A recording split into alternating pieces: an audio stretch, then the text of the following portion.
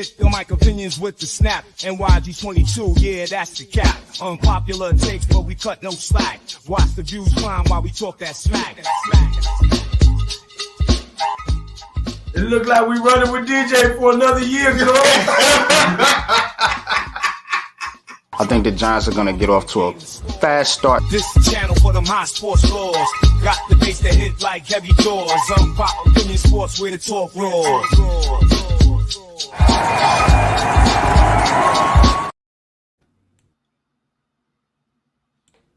What's up? What's up? What's good, everybody? Welcome back to another edition of Heart of the City. I know we've been on a little hiatus, but we are back in the building, ready to give you all that New York sports talk. Just dropped my unpopular opinion intro because working on a new Heart of the City intro for this show for season number 3, man. We're on episode number 76. Wanted to do something special, man, for this 100th episode that we got coming up, man. We're going to have to cook something up, Coach. But how y'all doing out there, man? What's good, man? It's been a minute. How y'all doing, man? Talk to me. What's good with everybody, man? What's good with you, Coach? How you feeling over there, man? You look frustrated, man. You look like a worried man. What's up? Yeah, I'm all right. Am I frustrated?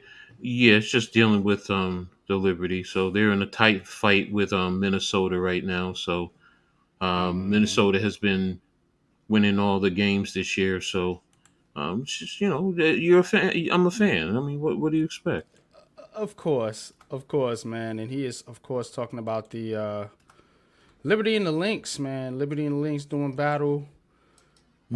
We definitely gonna get into that. Got the scoreboard down there right now. As the Yanks and the Mets both losing currently. I'll keep this updated as the show goes along. You know how we do over here. But lots to get into, y'all. But first, let me check in with the chat. See how everybody doing out there. Tom May, health and wealth to you too, my brother, as always, man. Appreciate you tapping in. Daniel Berry Sports, man. Highlights, man. Appreciate you tapping in, man. Appreciate your support. Coach, it's a lot going on in the city, man, since we've been on this show, man. So I just want to get your thoughts on some of these things, man. While we get into this, talking about the Mikal Bridges situation, that trade, the New York Knicks, of course, re-signing Anunoby, Isaiah Hartenstein, re-signing somewhere else. So they looking for a center now. I'm hearing rumors about cats over there in Utah. Of course, the Brooklyn Nets going in another direction as they are resetting, rebuilding the right way this time, hopefully. And they'll finally get this thing right. Of course, getting Bridges out of there. More moves to come. As far as I'm hearing, Cam Johnson might be on the move. Finney Smith and Schroeder and maybe some other guys. So Nets moving it. Knicks and Nets moving in two opposite directions. We can talk about the trade. We can talk about who won the trade, who lost the trade, but that is still to be determined as of right now. Yankees struggling. Again, you see the score. 5-0 down to the Reds. They got swept by the Mets. They lost a series with Toronto. The team ain't looking good right now. I believe they done dipped into second place now behind the Orioles. So Yankees in a bit of a slide. Mets been playing well as of late. Of course, sweeping the Yankees. Yes, that's tough for me to say. They swept the Yankees in 2-game series last week. But the Mets have been playing much better since they got this little weird thing with the purple. What's the purple dude's name, Coach? Oh, sorry. The purple guy, the mascot for the Mets or some. No, I'm not. I don't know. About the Mets. Something with the purple. What's the dude's name, man? Y'all help me out in the chat. The big purple character.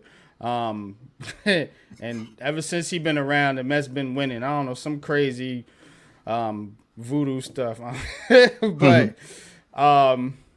that's that. Of course, Coach is fired up about his Liberty. I'm gonna get his analysis and reaction once the game is through. They are in the fourth quarter. Grimace, thank you. Next shift. Thank you.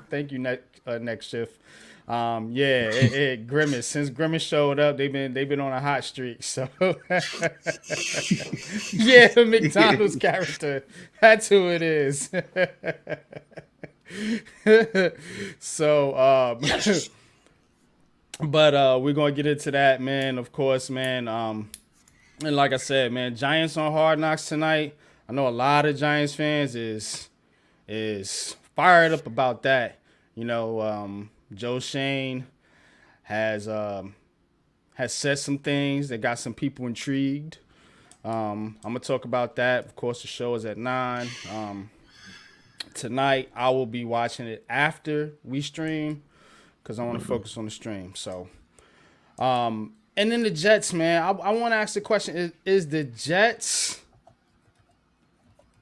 Do the Jets got one of the best lines, trench play lines in the league right now? Jets team kind of going under the radar a little bit, even though Aaron Rodgers is on there somehow.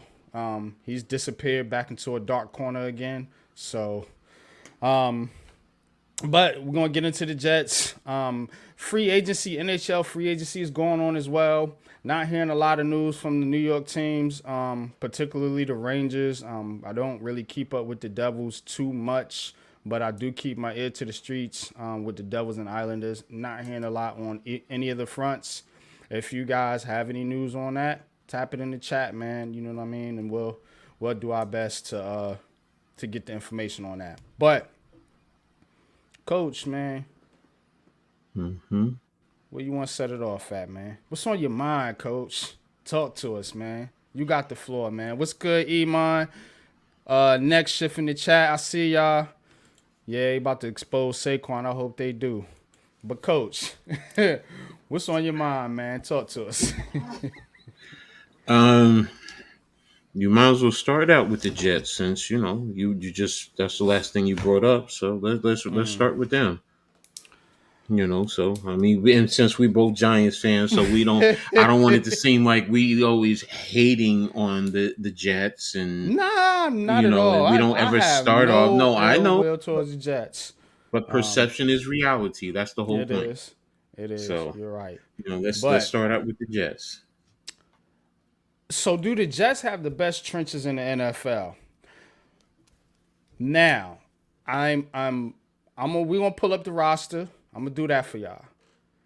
But I'm asking this question based off PFF's rankings. I know a lot of people don't like PFF, but a lot of people do respect their rankings when it comes to the offensive line, particularly. And so, again, the Jets have the 5th ranked line according to PFF, offensive line, and they have the 1st best defensive line. And in comparison, the Giants are 18th, I think, in the defensive line, which is, I think that's cap. And they are, we already know what they are on the offensive line. So we ain't got to talk about it. But until they prove something on the field, they're going to always be ranked low, and that's fair. But the D-line, I disagree. But anyway, we're talking about the Jets. So, do the Jets have the best trenches in the NFL? Let me pull up their current roster real quick so we can take a look at who these cats got. But Coach, what's your thoughts on this, man? What is your initial thoughts? Just hearing this question. If I'm going based off of projections, and that's all I'm going based off because they haven't played a damn game yet. That's facts. So, and that's what I'm basing everything off of. Thank you. With the players that they brought in, I have to be respectful and say I do understand why they're perceived to have one of the better offensive line because they do have some talented players. Now you can argue, some of them have injury histories, they haven't played together, all of that, and that's fine. That's legitimate. But if you're just talking about projections and PFF and their ratings, I do understand where they're coming from in saying that they have the fifth best offensive line in the league. So, come on, thank you. Jets ain't got nothing to hate. Says want bag doodle, man. Appreciate you tapping in. Says the Yankees have issues. Yeah. We're gonna talk about them Yankees right after they finish with the game. Mac, the Giants fan, what's good with you, Mac, man? Appreciate you, man. Long time no hear, brother. Okay. Hope all is well with you, brother. Hope to see you at the tailgate this of course, we got the tailgate planned. But I also want to see you on the show sometime, man. Come stop by, man. Holler at us, man. If you get some time, Mac. You're always welcome, man. You're the Big Blue Crew. You're our brother, man. But appreciate you tapping in with us. Well, now if you look at their starting five, projected starting five, that's a good starting five. And think about this. Think about this. They drafted an offensive tackle at number. They traded back to 11, right? That's true, yeah. And he's not even projected to start. So that tells you if everything goes right, then yes, they do have a good, talented offensive line, on paper. But the proof is in the pudding, and you have to put it on the line on the field. So, and that's what it boils down to. So, article by PFF says, after performing as one of the worst units in the 2023 season, the Jets' offensive line mightily improved this offseason. Veteran tackles Tyron Smith and Morgan Moses finished both among the 10 highest graded offensive tackles in 2023 and could form one of the best duos in 2024. The Jets also get back one of their best young guards in the league, Elijah Vera-Tucker, who missed most of the 2023 season due to injury. I mean, again, is it the best in the league, though? Let's talk about it. What about San Francisco? Yeah, it's best in the Philadelphia. League. You see, and that's the thing. The Lions. If you want to say best in the league, no. But if you want to say at number 5, that's why I said number 5. I do understand. Remember, we talking about both. My question is, and we haven't even got to the defensive line yet. My question is, do the Jets have the best trenches in the NFL combined? See, now you said both. Because defensively, they have them ranked first. So I'm saying they're fifth and first. According to PFF now. I'm not even talking about PFF. So I'm talking That's what I'm saying. It's me. Heart of the City. We talking about this. So what's up? Let's look at the D line. Hold on. Let's scroll down. D line, I know is I believe it's one of the top 2 in the league. I don't even have to. You can look at it. So? I don't. Yeah. Okay.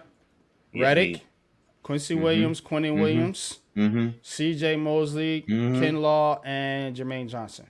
Well, you said D line. You said D line.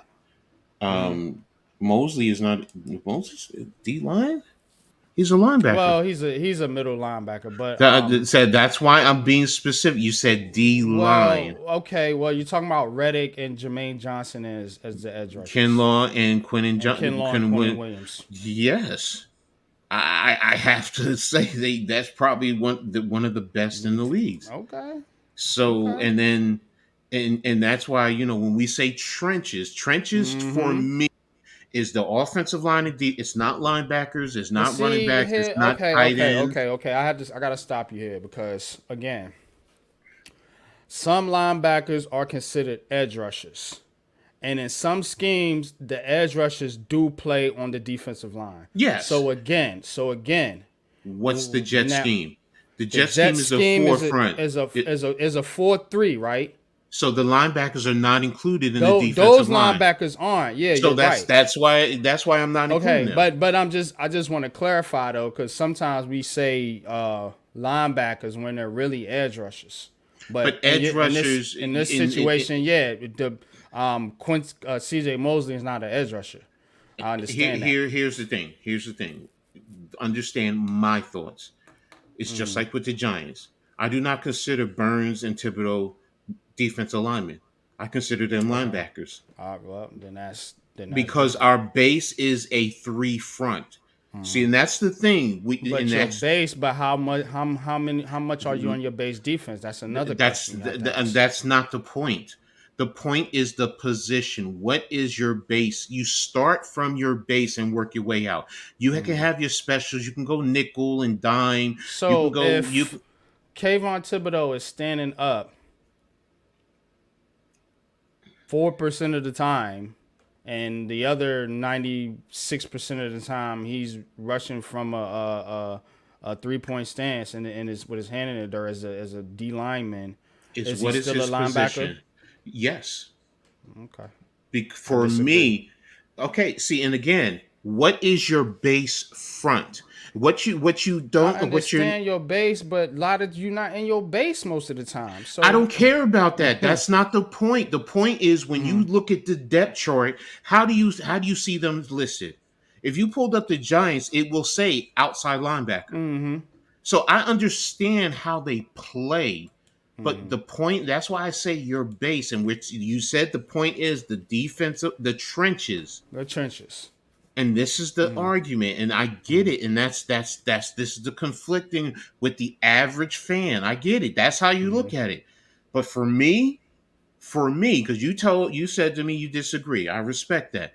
But for me, when I sit down and I break down what is your base front, when you say linemen, it's your defensive ends in a three front will be a five technique and your nose guard. Period. That's it. Your Yeah. linebackers can do different things. You can flex your linebackers out. They can come up and they can rush the passer all the time, but they still have the opportunity to drop in pass coverage. That's why they're linebackers. And then as a forefront, you have four So who's linemen. playing? Who's the 3-down lineman in the Giant scheme?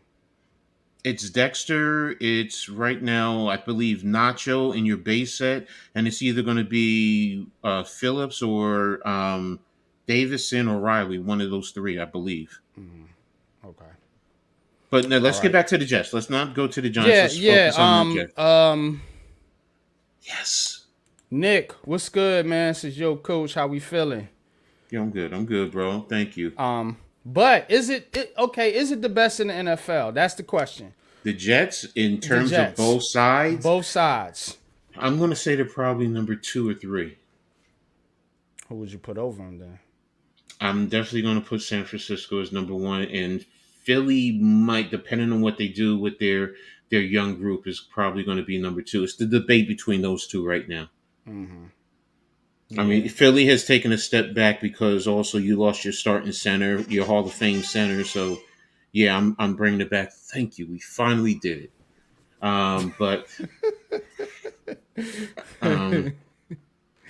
We did it, man. We finally did it. yeah, you get the monkey off the back. So, but yeah, that's why I'm Good, saying they're Nick. either 2 or 3 in terms of what we're talking about for this situation. Yeah, they can go out there and play and get shit to bed. Excuse my language, and Yeah. or God forbid you get some injuries because they have guys who have an injury history. So but right now for today, based on this projection, I'd have to put them at 2 or 3. That defensive line, I can argue. You can argue San Francisco is 1. I can argue the Jets is 1. So, and that's what brings it up. And then their offensive line, the projection. I mean, and you got a Can't top. wait for this NFL season, boy. Because Believe you me. these New York Giants are getting so much disrespect. To have the Giants at 18, now the Jets, don't get me wrong, they have a good defensive line. But I'm sorry, we got the best defensive lineman in the NFL. Now, on the offensive line, of course, that's not comparable. Now, when you're looking at San Francisco, you're looking at Philly, I think it does compare to the Jets on paper. This is all on paper. Yes, news. And you got 2 guys that been injured a lot. And to me, I mean, Quincy Williams is nice, Ken Law, Reddick and Jermaine Johnson. You know what I'm saying? But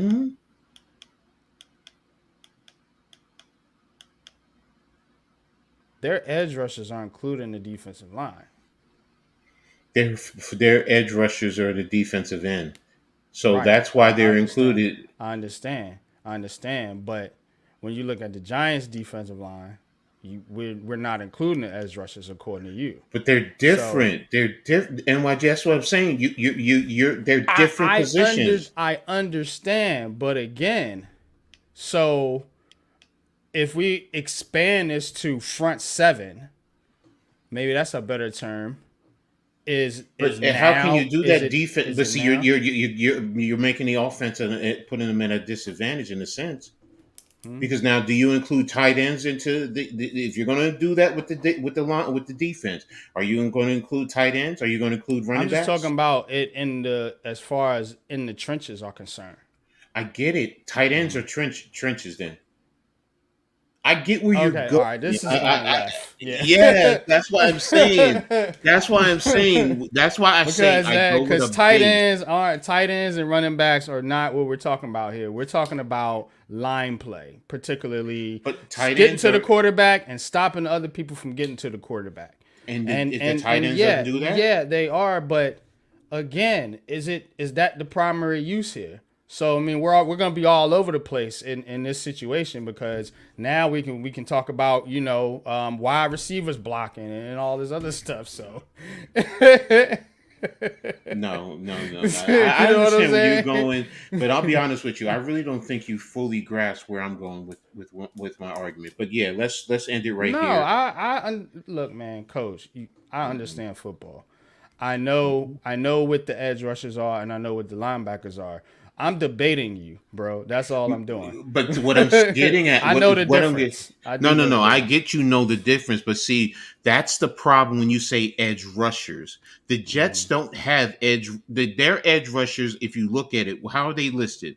LDE, left Well, defensive I'm end, just I'm are just saying it's based on the fact that a lot of these positions are interchangeable. So they came up. Look, back when we grew up, or back when I grew up in your day, yeah, it was you're a linebacker or you're a D line or an ed. I mean a DN. Now since the schemes are so interchangeable, they came up with this position called edge. Edge was not a position back in the 80s. See what I'm saying? I know what I'm talking about, coach. So trust me, I know what I'm talking about. I'm just saying that since they're so interchangeable now, based on current definition of what an edge rusher is, it would be fair to include that as well. But let's get into the New York Giants on Hard Knocks since we're on the football topic. Because again, I I've never watched this Hard Knocks show. Um I I know what it's about, but it's never been something that's really interests me, to be honest with you. As a content creator, particularly one who makes Giants content, this Hard Knocks show, and I think that's why a lot of Giants content creators and fans alike are pumped up for it or excited for it, whatever you want to call it. It's going to put a lot of rumors and speculation to rest, because a lot of debating that goes on in this community is speculation. Pretty much all of it's speculation, because unless they come out and say, hey, this is what we're doing, and even when they do that, people still don't believe it. So it's going to put a lot of speculation to rest, and it's going to give us some clues into how Joe Shane and Brian Day will operate. So again, not everybody's cup of tea. But me personally, I want to see what the hell's going on, and I want a lot of this rumor shit to be deaded, at least for a hot minute, if you want to say that, because you got all these content creators coming out with all this noise and yapping, yada yada yada, and unpopular opinion sports, going on 3 years now here in this community, I've done my talking as well, and people want to say things about me, but I've hit on a lot of my opinions and a lot of my analysis. You're not going to bat 1,000% in this game, in this industry. So, but when people come out and they say stuff about you, like, as if you're stupid, it's one of those things to me. I really want to see how this plays out. And I really want to see some people, have to eat that crow. I'm just going to be nice about it.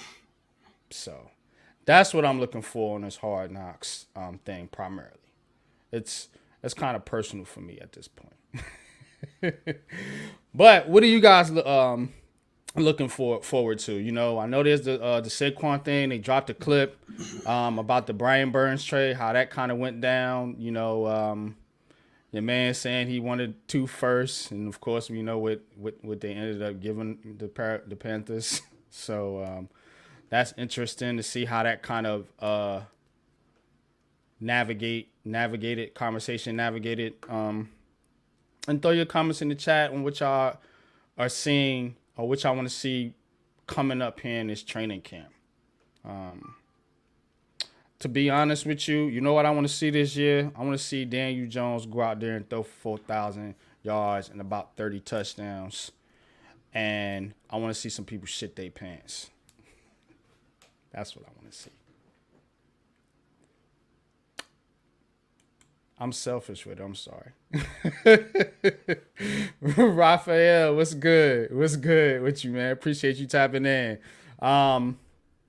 Iman says the Panthers are, you know what? Yep. They sure are. They sure are. Just getting back on. Well, it's not much, Tommy, man. We just chatting on the Hard Knocks thing. The show is debuting, I think, right now, actually. But I'm going to catch it afterwards and do a video on the analysis of it. But Giants fans are pumped up and excited about it. So, we're a New York sports show. We're going to talk Giants. We're going to talk Jets. We're going to get into the basketball here in just a second. Coach, talk to him for a second, man. I'm going to step out for a minute. Be right back. Talk to him. All right. Well, I'm not a big fan of this whole program. I've never watched one episode of Hard Knocks, not one. So, but I get it. I get, the entertainment value it brings to most people, where me, it's not real. It's reality TV. Because no program, no organization, no coaching staff, no management staff is going to put their information out there on Front Street like that. You're just not. You're gonna try and mislead, and you're gonna play the game, and I get it. I understand. To the average fan, you want any little tidbit, anything, so you can try and dig in and try and figure out what's going on. And I respect that if that's what what you're holding on to. So, but for me, it's hey, you want to watch it, and you live by it and breathe by it, enjoy yourself. If you come and ask me, it's bullshit for me, because it's not real, it's not the truth, and that's just how I see it. You're not going to sit down and honestly get even a little bit of the smallest thing. You're not going to get into how they do their schemes, how they come up with their game plans. And that's the other thing that coaches are going to be paranoid about. Me as a coach, I would be paranoid about it. Am I going to give out any information that the opposition is going to be able to pick apart and use against me? So that's where I'm not an expertise in this. I'm not good with it because I'm not going to watch it. I don't care to watch it, and I'm not going to break it down because it's insignificant to me. But I get it. If everybody else watches it and y'all get something and it gives you something, hey, great. More power to you. I respect y'all. I got nothing but love and respect for y'all to do that. But Hard Knocks for me, it's insignificant. Ugh, I can't talk today. Oh, and NYG, your girl, Carmela Cardoza, she fine. But getting back to the Hard Knocks. So yeah, no, I'm I just hear you. messing with you because they on right now. I'm watching them. Yeah. So Oh, okay. Okay. yeah, they they Yeah. they they they they just won. So don't even worry about it. So they just The they the just beat the Atlanta. Liberty one. The Liberty Um, won. Atlanta. I mean, the Sky just beat Chicago Sky Atlanta. one. Yeah. Okay, Liberty won 76-67. Hmm. So we got that going on. Yankees trying to mount a comeback against the Reds. 5-3. I've Oh, been okay. checking in and out of this game. Um, and the Mets and Nationals are tied up bottom of the ninth. And 2-2. here's one thing about Chicago and Atlanta in the WNBA, which most people won't. The vast public don't know about it. The casual WNBA fans will not realize it, but these two franchises are led by two former Liberty players, and Mm. Tanisha Wright for Atlanta and Teresa Weatherspoon for Chicago. I'm just saying. So New York runs this. So Hey, that's what's up, man. so So we but at getting back to 76-67 hmm final, right? hmm All right, let me get the right score up here. See, we keep you guys up to date on all the scores, highlights, all that good stuff, man. All the analysis, man. So y'all hit that like button for us. Please hit that yes, like sir. button. Share on your social media platforms. Hmm. Hit the notification bell for me and Coach. Hit the subscribe button for me and Yeah. Coach, so you know when you're getting all these new live Oh streams, boy. shorts, unpopular opinions. I'm really gonna be cranking out the content for you guys coming up here this season. Me as well as the whole Big Blue crew. We got big things planned. So I'm telling you, keep it locked, man, and you're gonna get the best content here. This content is authentic, not authentic, but that's a shot. It is, Yeah, but it's Tommy. real and it's the truth. Yeah, Tommy. Your Jetsons are nice, man. And I They got a, they I they're got a, coming around. I got a, I got a little reel that I'm gonna be putting out, man, with cut up of my unpopular opinions. Um, y'all stay tuned for that. Y'all stay tuned for that. Giants on Hard Knocks. Like I said, we're gonna get back into the Hard Knocks thing. If you guys got any Giants questions, put them in the chat. Giants conversation is coming back on the 21st. Training camp previews, in-depth analysis. We going in the whole 9 yards. Host big training camp preview, 53-man roster projections and all that good stuff. I got cooking up for Giants conversations. We're gonna be bringing trivia back, all that good stuff. But this heart of the city, man, and hey, we gotta keep it moving, man. We gotta keep it moving. Knicks. Lot of celebration in Manhattan. Pulled off the big trade for Mikal Bridges. The man they've been hunting for a minute now. Brought back OG Anunoby, and who I said that this Bridges thing would have made much sense if they lost Anunoby, so they was able to re-sign him. So kudos to that. But they did lose Hartenstein and are still looking for a number 2 center behind Mitchell Robinson. But that was all fine and dandy until Philadelphia went out and got Paul George. And kicked the Knicks back, in my opinion, to the third best team in the conference. But they got to play the games on the court, not on paper. And what other moves can this Knicks team make to solidify their spot in the Eastern Conference now? This team is not playing around now. Everything they're telling us, they're going for a championship. So that is the expectation that you set. So I don't want to hear anything about, we get to the conference finals and bump that. I'm being told this is a championship roster by Knick fans, by adopted Knick fans like Kendrick Perkins, and by anybody else who has a voice. This is a championship team, apparently. So the expectations are there. So don't bring back no Eastern Conference finals appearance to New York. I'm just speaking from a New York standpoint now, from a city standpoint. Y'all talking all that noise, go win a championship. I don't care about Hartenstein. Talk to me, Knick fan. What you got?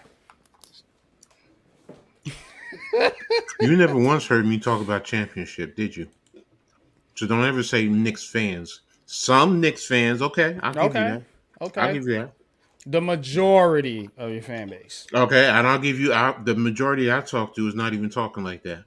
The majority that I talk to, and it's an extensive, and I'm tapped into not just on Twitter X, but on the book, and I got people in the streets. They're all like me. This is a wait and see approach right now because this team is not finished. Now It's not. Now we waiting and seeing. No, see, now we waiting. I've always been like that. I've never changed up. How you gonna come at me now? We. Did I ever say championship? Did I ever say that to you? What's the goal here? No, bro. Did I, Coach Ed, say to you? What you said is what you said. But I'm saying, okay, but you just said, and what the goal here is, according to the Knicks and what they have done and everything that they have said. I said since day one, since the trade, this is a wait They and see. plan on winning the championship. They said, I mean, that's the ultimate goal. Randall back. Let's be real. You can talk about the Brooklyn. No. Hear me out. You can sit here and talk about the Nets are going in. But the bottom line is you still are trying to compete for a championship. Don't give me that bullshit about, we talking about two different levels. No. Nah, You said, man. what's the You're ultimate not goal? Give me the coach talk now. No, you said, what's the ultimate goal? I don't give a fuck about the other Knicks fans. They could suck a stiff one from me, bro. Seriously. No, I'm tired of people putting me in the same caliber with a lot of these other people out there. I'm talking about Coach Ed. That's what I'm trying to get you to address. Okay. You putting me with everyone else. Okay. And I'm sorry I was very vulgar and disrespectful, but I'm trying to make a point. Hey, we talking sports, man. You know what I'm saying? I'm your brother. Coach Ed. I've always said since day one of this trade, it's been a wait and see approach. Okay. The ultimate goal with any team. What are we waiting for then? Because they're not finished. They may not be finished constructing the team. The question is, what's next? What's next then? You were talking about this is a championship team, and you're not. You have to get a backup center. You have to see what you have to try and do because you don't have one. Is it going to be Precious Achiuwa? Is it going to be this dude who they're talking about in Utah or some other guy in Charlotte? They're losing out on all the other centers that are signing everywhere else. So it's not a finished product. Yeah. Now, I've said from day one, Boston is number one. Milwaukee, Philadelphia, and New York are all in that same caliber. I've been saying that with the Paul George. Yes, they've done a great job. You're bringing in Drummond, Eric Gordon, bringing back Oubre. Yes, they've done a good job. Right now, I can also respect your argument that they're number two and the Knicks are number three. That's fine. I don't have a problem with that. But the bottom line is, Boston is far ahead of New York, Milwaukee, and Philadelphia, period. Case closed. The others are a group. And then some people want to try and throw Miami into the mix. Okay, I'll say, you know what, give me Orlando. I'll take Orlando over Miami, but they're like right below them. So in terms of the Knicks, same thing with the Nets. There's things that you guys have to do to continue to build your franchise. We talking about Knicks. I Right understand. What I'm saying is you said the ultimate goal. What I'm saying is every team's ultimate goal is to chase a championship. Okay, let me as far as the Knicks, what's your expectation? I don't have an expectation right now because they're not done. Okay. I can't have an expectation because I don't know what the finished product is or going into the season what they're going to go with. Let me spin this. Yes, I'm a coach. I'm going to. So when you in the as currently constructed with this Knicks team, if you don't do anything else, are they a championship roster? Are they a championship team in your opinion? Championship caliber team. The only championship team in the East is the Celtics. Okay. And that's I'm talking about Philly too. They're not championship ready, in my opinion, either. That's how I see it. And right now, I'm thinking not it's going the to let Knicks Sixers. fans off the hook because again, here's some more debate for you. Yeah. We've been off the air for a minute. No, NYG you just keep saying I'm not going to let Knicks fans, and I keep trying. I'm attacking your you specific affiliated word. with this team. I don't care if I'm affiliated. I have to deal with all the Giants nonsense, even though we're not those type of Giants fans. I have to deal with that nonsense too. And I got to deal with people bullshit. pissing on the Nets.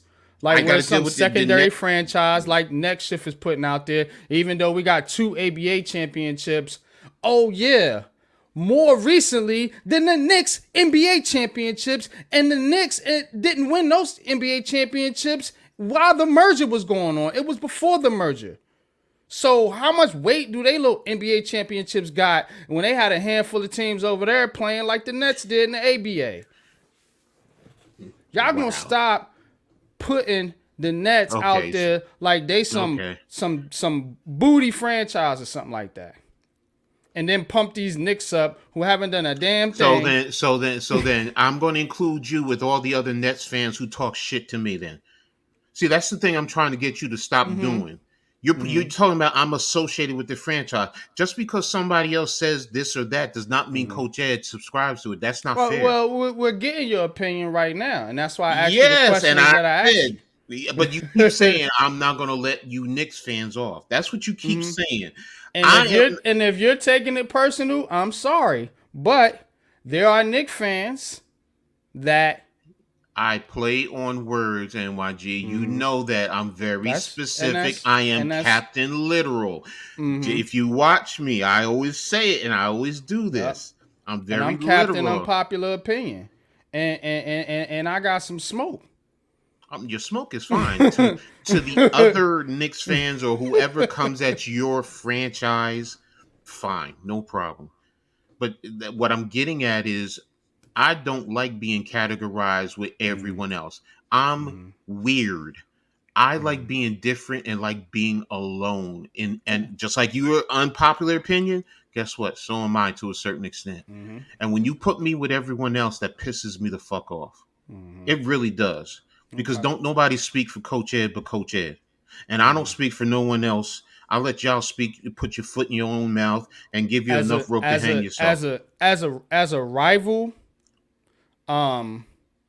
franchise, I'm just gonna tell you how fans think, Mr. Coach Ed Gladney. I know how fans think, and I refuse to accept it. That's what you're not getting. I refuse to accept it. I know what fans think. I don't. Because as a rival franchise, I'm not separating you, Knicks fans. They don't separate Giants fans. Do Eagle fans separate Giants fans? No, we're all Giants fans to them. Just like they're all Eagles fans to us. Just like you're all Knicks fans. Just like we're all Net fans. Now, with the Giants, weird. I understand because we're both Giants fans and we can agree that there is the separation in there. We see it. We're both in the community. I'm not in the Knicks community. I don't know what y'all split on what y'all thinking. Yeah, I tap in from here and there, but bro, I'm not deep into the Nets community, but I know enough not to put everyone fans, together. I say Knicks fans. But the thing is, if you ever watch me, don't I always say some Nets fans? Or some fans? That's all I'm getting at. That's all I'm getting at. Okay. Well, some Knicks fans, There you go. not I'm named good. Coach Ed Gladney. No. I'm good. You just made this old fat coach happy, man. You made me. Yeah, Oh ladies and man. gentlemen, I'm very literal. I am. My kids tell me this all the time. They're like, I'm a damn Yep. lawyer. Yeah, And you're I right. love fucking with him for it. Pause. Yeah, I know he does. Mo's leg, what's good with you, man? Peace, man. Peace and love. Yeah, man. They keep talking about our Nets, man. Let's get into these Nets, man. Hey, I ain't letting it go no more with you, Knicks fan. I try to be nice, and they just keep on poking the bear. But What bear? Nets. What bear? You don't see it back there. No, bear's something you got to respect and you got to be afraid of. Yeah. See, because you bite. fucking with me. You Yep. fucking with me. That's Yep. why I'm coming back at you, man. And when bears Nah, but go ahead, hibernate, though. and when they come out, they hungry, right? I've been hibernating for a minute. You know what I'm saying? We back on the air now. Time to get spicy. All right, man. Nets trade Bridges and re-sign Nick Claxton. The Nets, I mean, people talking about this trade. I think the Nets got a wonderful deal here, especially due to the fact that they needed these picks to start this rebuild. Looks like Judge hit a homers, 5-4. They needed these picks to reset and restart this rebuild here. So, kudos to the Knicks for dishing out those picks for the Nets to get right again. Now, what you gonna do with them? You know, what you gonna do with them? They was able to get their picks back from the Rockets by flipping the Suns picks, so they have all their picks back now. Outside of the third pick that they had to give up this year. So the Nets are back on track, pick-wise, as far as the future is concerned. We have a chance to rebuild now the proper way. And this is something that, Coach, I heard you touch on your show the other day about the how teams are being built now. In the NBA is starting to change due to the CBA. So the Nets are doing this the right way. You know, we're seeing big threes start to falter now. You know what I'm saying? So I don't even know what Philly's big three is going to do here with Paul George and Joel Embiid, two hurt players. But the point is, teams are drafting and they're starting to develop talent now. And they're retaining that talent as opposed to going out and shopping for free agents every year. So the Nets have a chance now to start retaining talent, and that's why they signed Nick Claxton, which I was a component of. You know, because, again, that's the wave that's going now in the NBA. You may get and you see the Knicks do it. You know, I pick on the Knicks and all that, but you know, I've come on the show many times and said I like the direction that they're moving. You know, they didn't go out and get now the trade. We could talk about how to trade and given what they gave up for Bridges, but again, they went and got a player that fit their culture, as opposed to going out and getting somebody that's more of a star player. So the Nets have a chance to build it that way, build it the OKC way. You know, they're able to slowly get. They're gonna have to slowly pick this thing back up.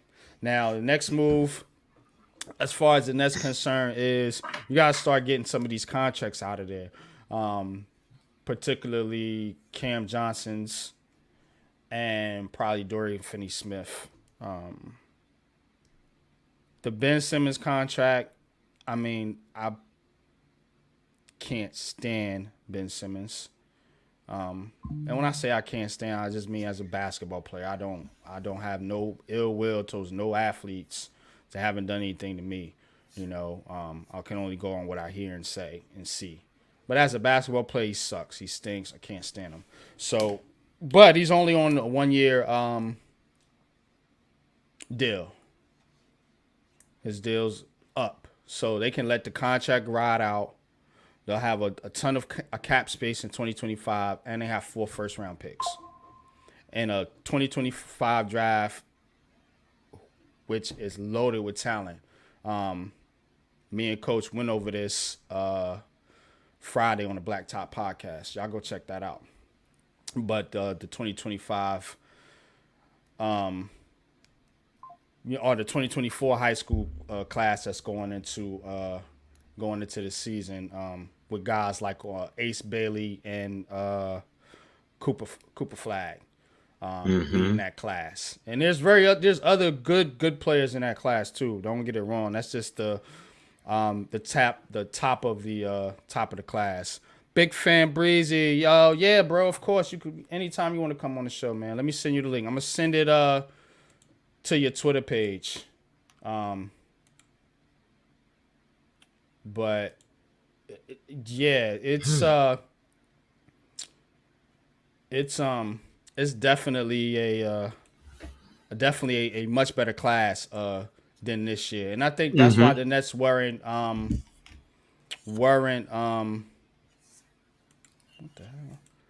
trying to trade into this draft necessarily.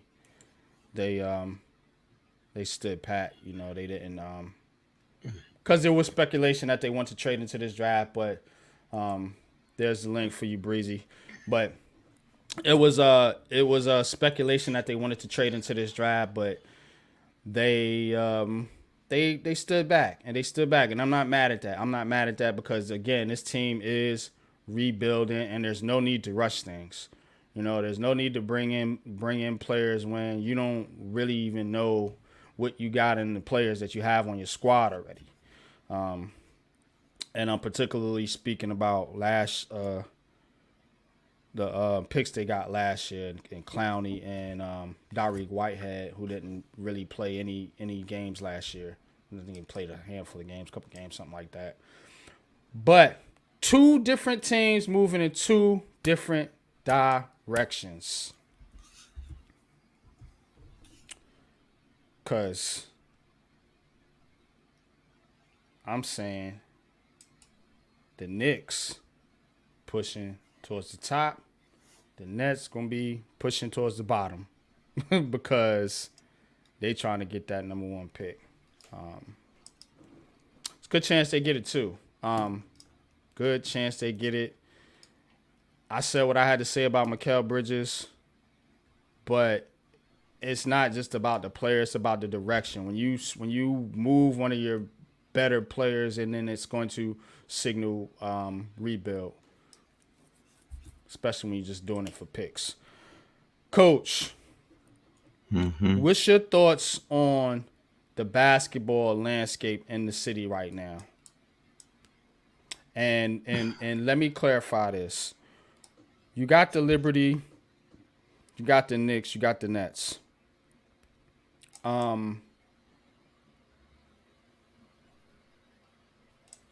We know the Nets ain't gonna win nothing for right now, so I can't even really put them in this take them serious in this question. But all right, I throw it in the chat, man. This is for Big Friend Breezy. If you hit this link, I'm gonna be dead honest with you. You're gonna sit back and wave in the background today, because this is gonna be a solid 2-hour show. You want me to send it to him? Because I know which account he's talking about. He has 2. I know he has 2. Okay. Yeah, if you could send it to him. Yeah, hold on 1 second. I got you, Breezy. But, what was I saying? Oh yeah. So we trying to see the Nets are trying to rebuild and see what they got in his young talent. But Coach, the Liberty top of the league right now. I believe they got the best record, right? The Knicks, everything they made, all the moves they done made. What we talking here? Championship? Is that Breezy, fair to say? check your account now. All right, you got it. I see it. Yeah. Well, I mean, that's as far as the Liberty. That's the expectation. Yes, I It said it should be for the earlier. Knicks too. I said it earlier. It's still a wait and see, and it's still early. I can't sit here and say I get I get everyone, the vast majority of Knicks fans. I do understand that thought. Again, what did I say earlier? Boston is the East right now, and then everyone else is underneath them. So I can't sit here and say my expectation is championship. Do I want them to get to a championship? Hell yes. Hell yes. But, as currently constructed, I don't know who their backup center power forward is for that matter. Because you only have Mitchell Robinson and Julius Randle technically as your bigs on your roster. Oh, Jericho Sims. I'm sorry. Let me not disrespect Jericho. He's on the Put some rosters. respect on Jericho's name, man. No, I'll. But his game overall is still developing. So, but again, to count on him to help you get to it, it's not like with Hartenstein. It's not even like with Precious Achua. You could at least count on those two over Jericho Sims. The way the Knicks are currently constructed, they still got to add some pieces, in my opinion. How, what they got to do, what they got to send out, that's to be debated. But right you got now, more confidence in the Liberty or the Knicks? oh hell yes, the Liberty, far and away the Liberty. So okay, you're taking a cautious approach. No, I'm not taking a cautious approach. I'm looking at the facts. It's not being cautious right now. If the Knicks played a 7-game series against Boston, they're not beating Boston in 7 games. Here's my pushback, though. I don't understand what they're doing. If you're giving up all these picks for Mikal Bridges and you re-sign and you're throwing out money for OG Anunoby, and for you to tell me that that's not what they're doing now, that they're still behind Boston and they're still behind yes, they're still behind. But I never said Philadelphia. You said Philadelphia. I said Philadelphia, Milwaukee. Philadelphia earlier. I said Philadelphia, Milwaukee, and New York are all on the same plane. Boston far exceeds them. Now, if you want to debate how they're positioned, they're all together the same. Debate is just Boston now. Okay. Yes, Boston is far and away better than all three of those teams. Okay. The rest of the East. So that's why Nick fan dancing from the smoke tonight. So I'm gonna give Big Fan. I'm not dancing from shit. Don't ever say that. No. I'm not dancing from shit. I'm talking facts. You always talk about being fair and talking about facts. That's facts. How can you compete? All these Knicks fans, again, you saying you're not one of them, but I'm not saying anything. I'm bringing that smoke because all I'm getting now is the Nets are just a dumb, stupid franchise, and how the Knicks, we gave them a championship. Okay, so then all Giants fans who come at me, every Giants fan who come at me, you're telling me you're not even confident they can win a championship. So what's all that? What are they doing then? What are they doing then? NYG, they're still not done. You're not listening, and you're ignoring the fact. Done. They're in the toilet. All right, whatever. Finish what you got to say. You got it. You got the mic, bro. You got the mic. You got the mic, man. Breezy. What's good with you, man? Oh man. You see shit like this. Why I get on one? And I'm sorry you taking the blunt of it, Coach, man. But goddamn it. You're going to stop with the next Houston Rockets fan too. Slander. You're talking. It ain't just him. It ain't just him. I just pulled up the comment. But you said this is why he's a Houston Rockets fan. But you bring it to the Knicks for somebody else's dirt. Because the Knicks fans are worse. All right. They worse. Yeah. Again. Oh man, what's good? Yeah, what's going on? Good with you, man? Appreciate you joining the show, man.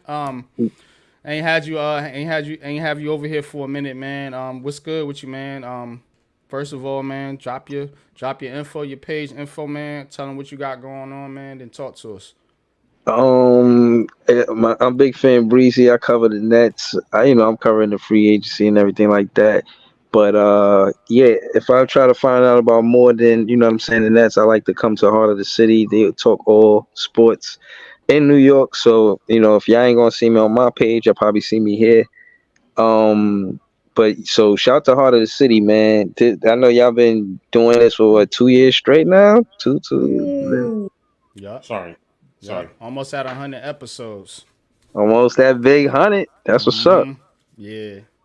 Or but yeah, the Macau Bridges. Even though the thing is not finalized yet, I don't want them to finalize it until we get Deuce McBride. If we can't get Deuce McBride, I say trash the whole deal. Wow. Um, I feel like Macau Bridges came Interesting. here and he put on the So jersey. hold on. Oh, I just want to stop you there real quick. Let the people know exactly what you're talking about when you're talking about it's not finalized, because a lot of fans don't understand that a lot of what you're hearing is all rumor and speculation. And this is where Coach gets on me and a lot of other people is that it ain't done officially yet. So it still could be some other pieces and some other parts moved in this deal.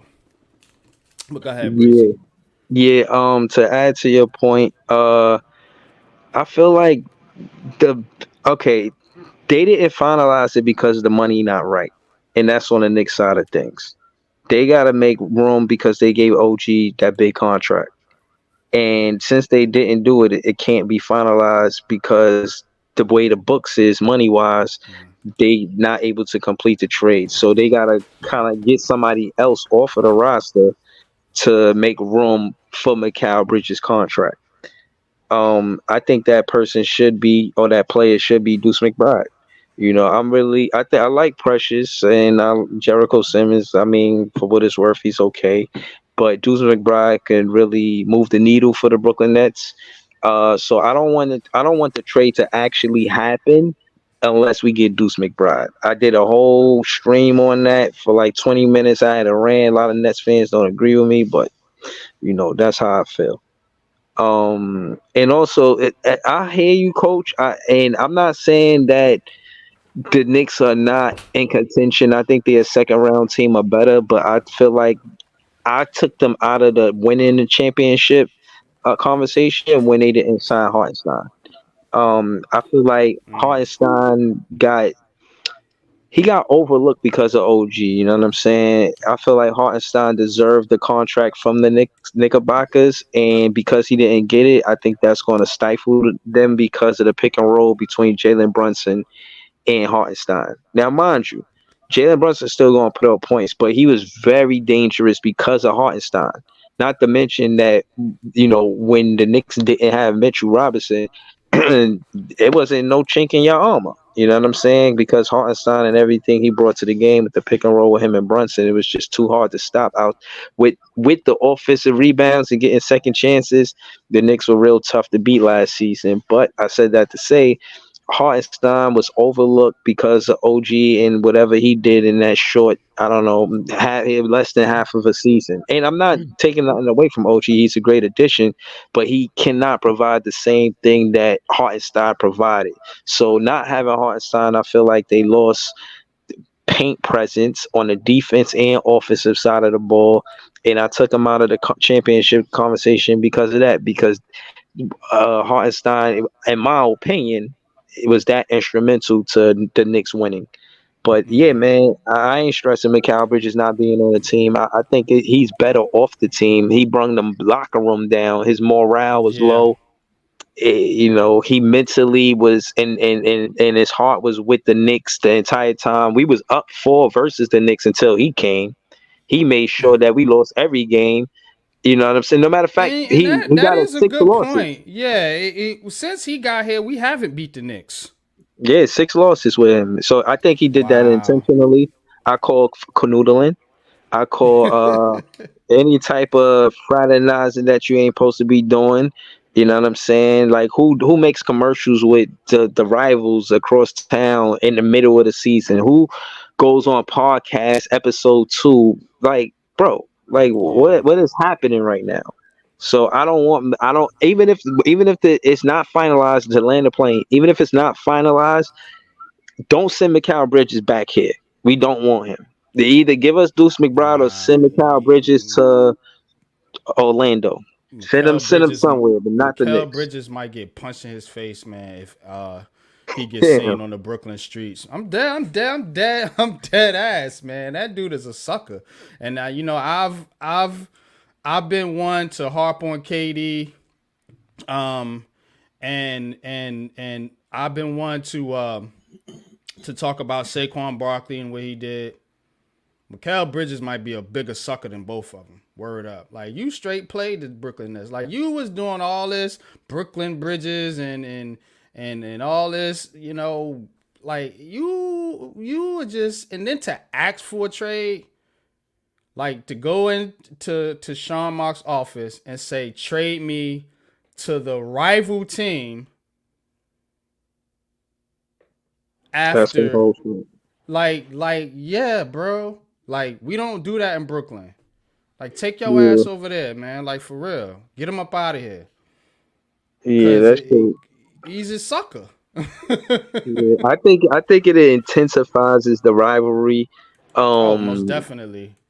you know what I'm saying? A lot of people try to downplay the rivalry, but even if you didn't think it was a rivalry before this Mikal Bridges thing, all right, fine. But him doing that, fans feel away. We do. We feel away. Like that was Check your just Twitter, man cave, for the link. Yeah, go so. ahead. My bad. That's all I wanted to say about I would never call him Brooklyn Bridges ever in my life again. You know what I'm saying? He's a toll bridge. You know what I mean? So, You know so what I've come to realize, and where I'm lacking over you guys, is I'm not a fan of any team per se. And I say it like this: I don't get emotionally attached to players like you guys do. It's Saquon Barkley, Mikal Bridge, whatever. It don't matter. They're assets. Every last play, teams could do whatever they want with these players, and players can do whatever they want.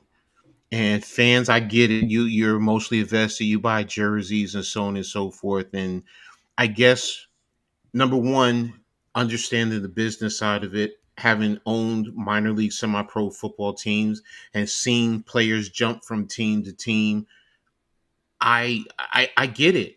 I get it. I get it more and more. I'm not like you guys in that regard, which is why I say I'm weird. I'm different because they're assets to me. They're like pawns, and the teams can do whatever they need to do. The players can do. So is it Look, fair to look like coaches like that too? yeah, this is a Okay. business, man. All right. This As is long as you're business. being fair with it, yeah. No, Okay. yeah, I've never had an issue. I never had a problem with Riley when he left and went to Miami. Okay. A lot of Knicks fans did. LeBron James with his, whatever. I don't have an issue. Never had an issue with it, and I guess that's why I don't go to the extreme to that point in terms of players. I'm not. I just want to make sure our people understand. I'm talking about players and coaches, even management.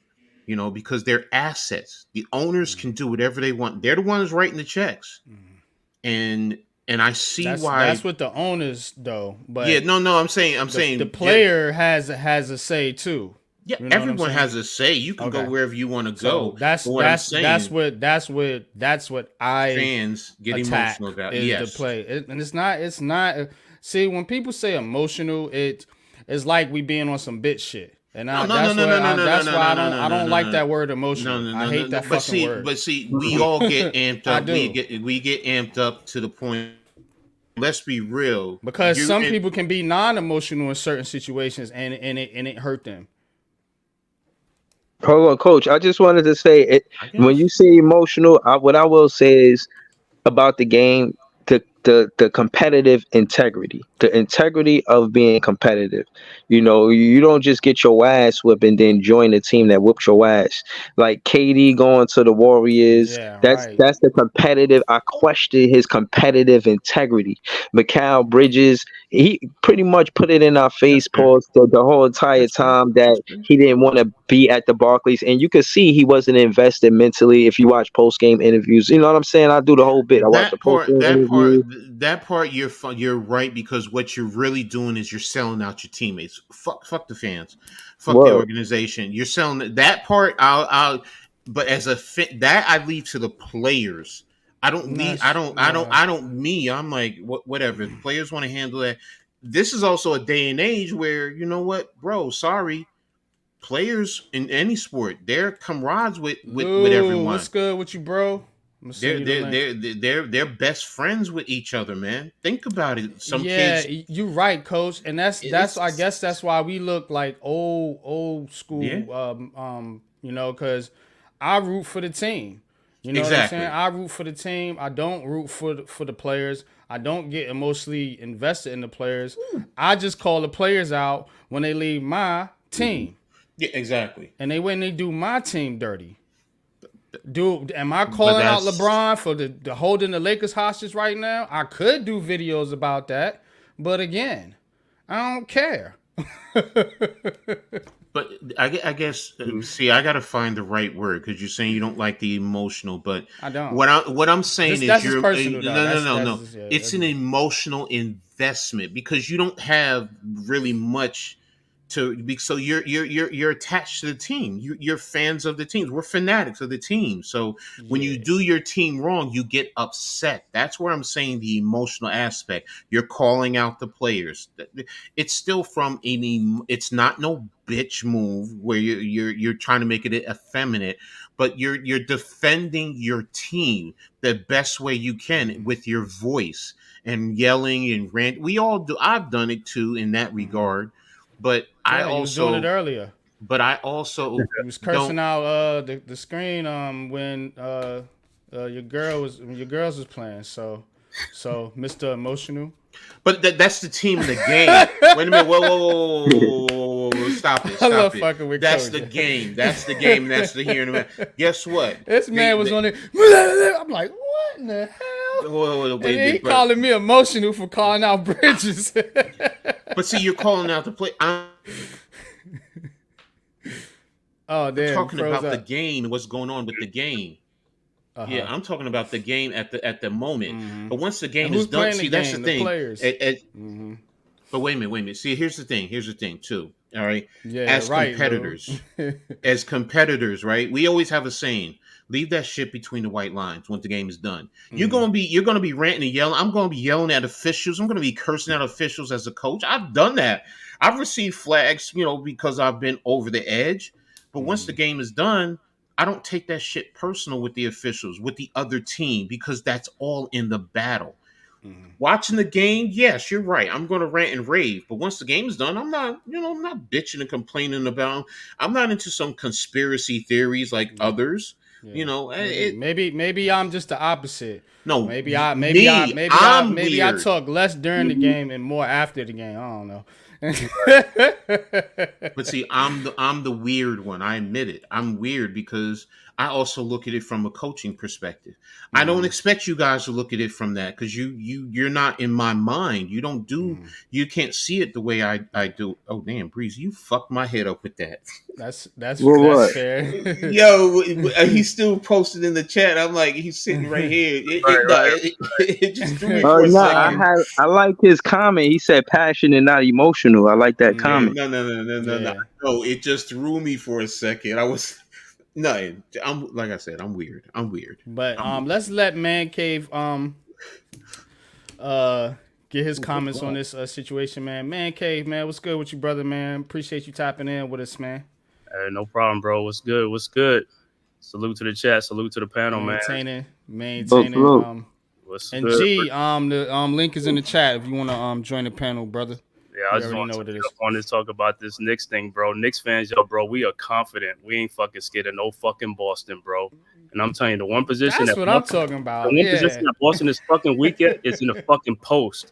The Knicks is better than them in the post, and the Sixers are better than Boston in the post. That's when they're gonna get in that ass. They're gonna get in that ass. And that's what the thing that people fail to realize. Boston is only good on the wing players, but these other teams, they got wing players too now. So like I said, we're gonna bring it. Is Horford still there? Yeah, he's still there, right? He's still there. Yeah, he ain't there. I don't care. You know what I'm saying? Because like I said, even without Hartenstein, even Mitchell Robinson Because guess what? Even a without question Hartenstein, like mark. I said, Julius Randle will be back. He averages 20-something points a game. That's what the scoring is going to come in at. That 20-something points, the Celtics got no power forward that could body Randle in the post. None of them. Porzingis is a perimeter player. He's a perimeter player. That's all he That's is. true. He shoot jumpers. And I'm you still put him in waiting the to post, when see. you get physical with these foreign players, they bitch up. They tend to bitch up when that physicality come. You know what I'm Still saying? waiting to see. Victor Man cave Robinson him. controlling the boards, bro. He's controlling them boards. When he's in there, ain't nobody fucking with that dude in the post. In the post. Now, Mitch, remember I was saying about Mitch that you guys were gonna miss him in the playoffs. You know, Oh no, bro. I totally understand with Mitch. Like I said, that's the only thing when he's not healthy. I When think he's the better center than he is to Hartenstein. me, That's he is just the better my center. I mean, unpopular opinion. everybody's fooled by this Hartenstein thing. Hartenstein is good, but he's not good. He's good at a lot of I things. feel like he He's got not, exposed a little bit in the he's not playoffs. dominant at one thing, and that's what I don't. You know what I'm saying? Yeah, he got exposed in the playoffs and stuff like that. And I know he was playing. Let's say he was playing with an Achilles. You know, he's been playing with it all season, so I could give him a little on that. But as far as like when Embiid was torturing that dude in the playoffs, man, I'm like, come on, bro. You see how Indiana was taking it in the post. I mean, they was just like scoring in the paint. When Mitch down there, Miles Turner too, and Miles Turner saw his goddamn self. So he saw like applesauce. You know what I'm saying? But yeah, man, like I said, Boston is not that championship. They not repeating, bro. I'm telling you, if these teams stay healthy, these 4 teams at the top, Boston is gonna get they gonna get their shit too, bro. They gonna get their shit done in now too. let me get you since I got all you guys on the panel, y'all hit that like button. Appreciate everybody for tapping in. I put a video out there yesterday, and I want to ask you guys a question. So I already put my opinion out there on this. Where's the power at in the NBA? Is it in the East or is it in the West? Collectively, or are you talking? See, you talking about collectively, or are you talking about just one particular team? No, I'm talking about collectively. Yeah, I from think top I to think I bottom. think the top 4 in the East and the top 4 in the West. I think the East has the power. Who are the top 4 in the East then, in your Top opinion? 4, Boston, New York, Philadelphia, and Milwaukee. Those are the top 4. Who are the top 4 in the West? In the West is going to be OKC, Dallas, Denver, and Minnesota. Those 4. See, I don't agree with Denver. I don't agree with Denver. You don't agree with They Denver? lost their 2 guard. They lost they lost too many pieces. ATP. Yep. They're Yeah, losing he's too many defense. pieces. Brown, That's right. He went you to lost Orlando. Reggie Jackson. You're losing too many pieces over there. So Who's going to be other 4 is going to be what is it? Sacramento going to move up or something? Or right now, I mean, I don't see Sacramento I know some top people are going to teams. debate me, but I'm waiting to see what's happening with Minnesota. the Pelicans. I mean, not Minnesota. To Memphis. I'm waiting to see what's happening with Memphis right now because if John Morant Yeah, comes Memphis back, is a question mark. Yeah, Memphis and the Pelicans. I think those are the 2 teams that they can stay healthy. Pelicans, They stay healthy. They can I stay ain't healthy. buying the Pelicans. Dallas. Yeah. Well, I mean, they just got DeJounte Murray. You know, they did needed a point guard. They didn't because CJ McCollum's not a point guard. He's a. But the Pelicans lost a big man, didn't they? Valanciunas. Yeah, they lost Valanciunas. I don't know. Yeah, like I said, if you look at the top 4, like I said, I'll go with the East, man. The East. I'm going West. The West. I'm going West. Tommy says West. Yeah, I'm saying West right now. Lakers. I do not Thunder, put the Lakers as one of the top teams. Timberwolves, Mavericks. You got. He says Oklahoma, Wolves, Memphis, OKC. LA, Pelicans, Mavs. Clippers are going down. Suns not in. Pelicans. I mean, maybe you might be right about the East right now because the West you got 3. I'm not confident in Denver, so because it's the Thunder, the Timberwolves, and the Mavericks, and then a bunch of question marks. Let's see with these teams. I gotta look at like even in the East, I gotta look at their bench. Like I said, I mean Boston is good on this. They don't have a bench. That's their problem. That's been their problem for a long time. If you can get through them and get through their bench, it's like get to that bench. It's like that's it. You know what I'm saying? So, but here's the thing. when I said that, I was thinking too, in a sense of some of the other teams that have been in the mix in both conferences, and I'm thinking about some of the young up and coming teams. Whereas you see in the West, you see some of the teams coming back. Some of these veteran teams like the Clippers, like the Lakers, like the Golden State Warriors. Now, Yeah, I think Phoenix is going to bust out. So I was thinking about it. I was thinking about that too. And like you said, man, Cave, I really only see a legit 4 to 5 teams in the West. And if I'm thinking about it, if I'm putting East versus West, I have to say that I have more confidence in the Eastern Conference teams than the Western Conference teams, that's fair. outside of maybe OKC and Minnesota, and they haven't even made a finals yet. So and number 5 and 6 could be Cleveland and Miami. I mean, Miami's a I tough team said when people Butler's sleeping on healthy. Miami. I did put Miami up there. Cleveland, I don't think is legit, but they did re-sign Donovan Mitchell, so we'll see if they put any pieces. But you got a new around him. coaching staff over there too, so that's factored in. He got Kenny I Atkinson. tell a team to sleep on, man, and I wish they would have got Klay Thomas, man. I thought he would have been a good fit for Orlando, the Orlando Magic. Klay Thomas is going to help Dallas more than people realize, and it's not even just his play, his mentorship to Grimes. Don't forget, they just got Grimes, and he can help Grimes' game grow beyond what we've seen so far. So I'm interested to see about that. But Dallas, Yeah, I don't know. Listen, all I'm praying for is health. That's all I'm praying for is health. know. Be praying for health. This thing is gonna be so great, man. I can't wait for this. This season's gonna be lit. This is gonna be a good season. Klay Thomas. Who's just Klay Thomas? Clay Thompson. Oh, You said Clay Thompson. It's Clay Thompson. yeah, that's why it threw me for a second. So East Knicks, Sixers, Celtics, Heat, Bucks.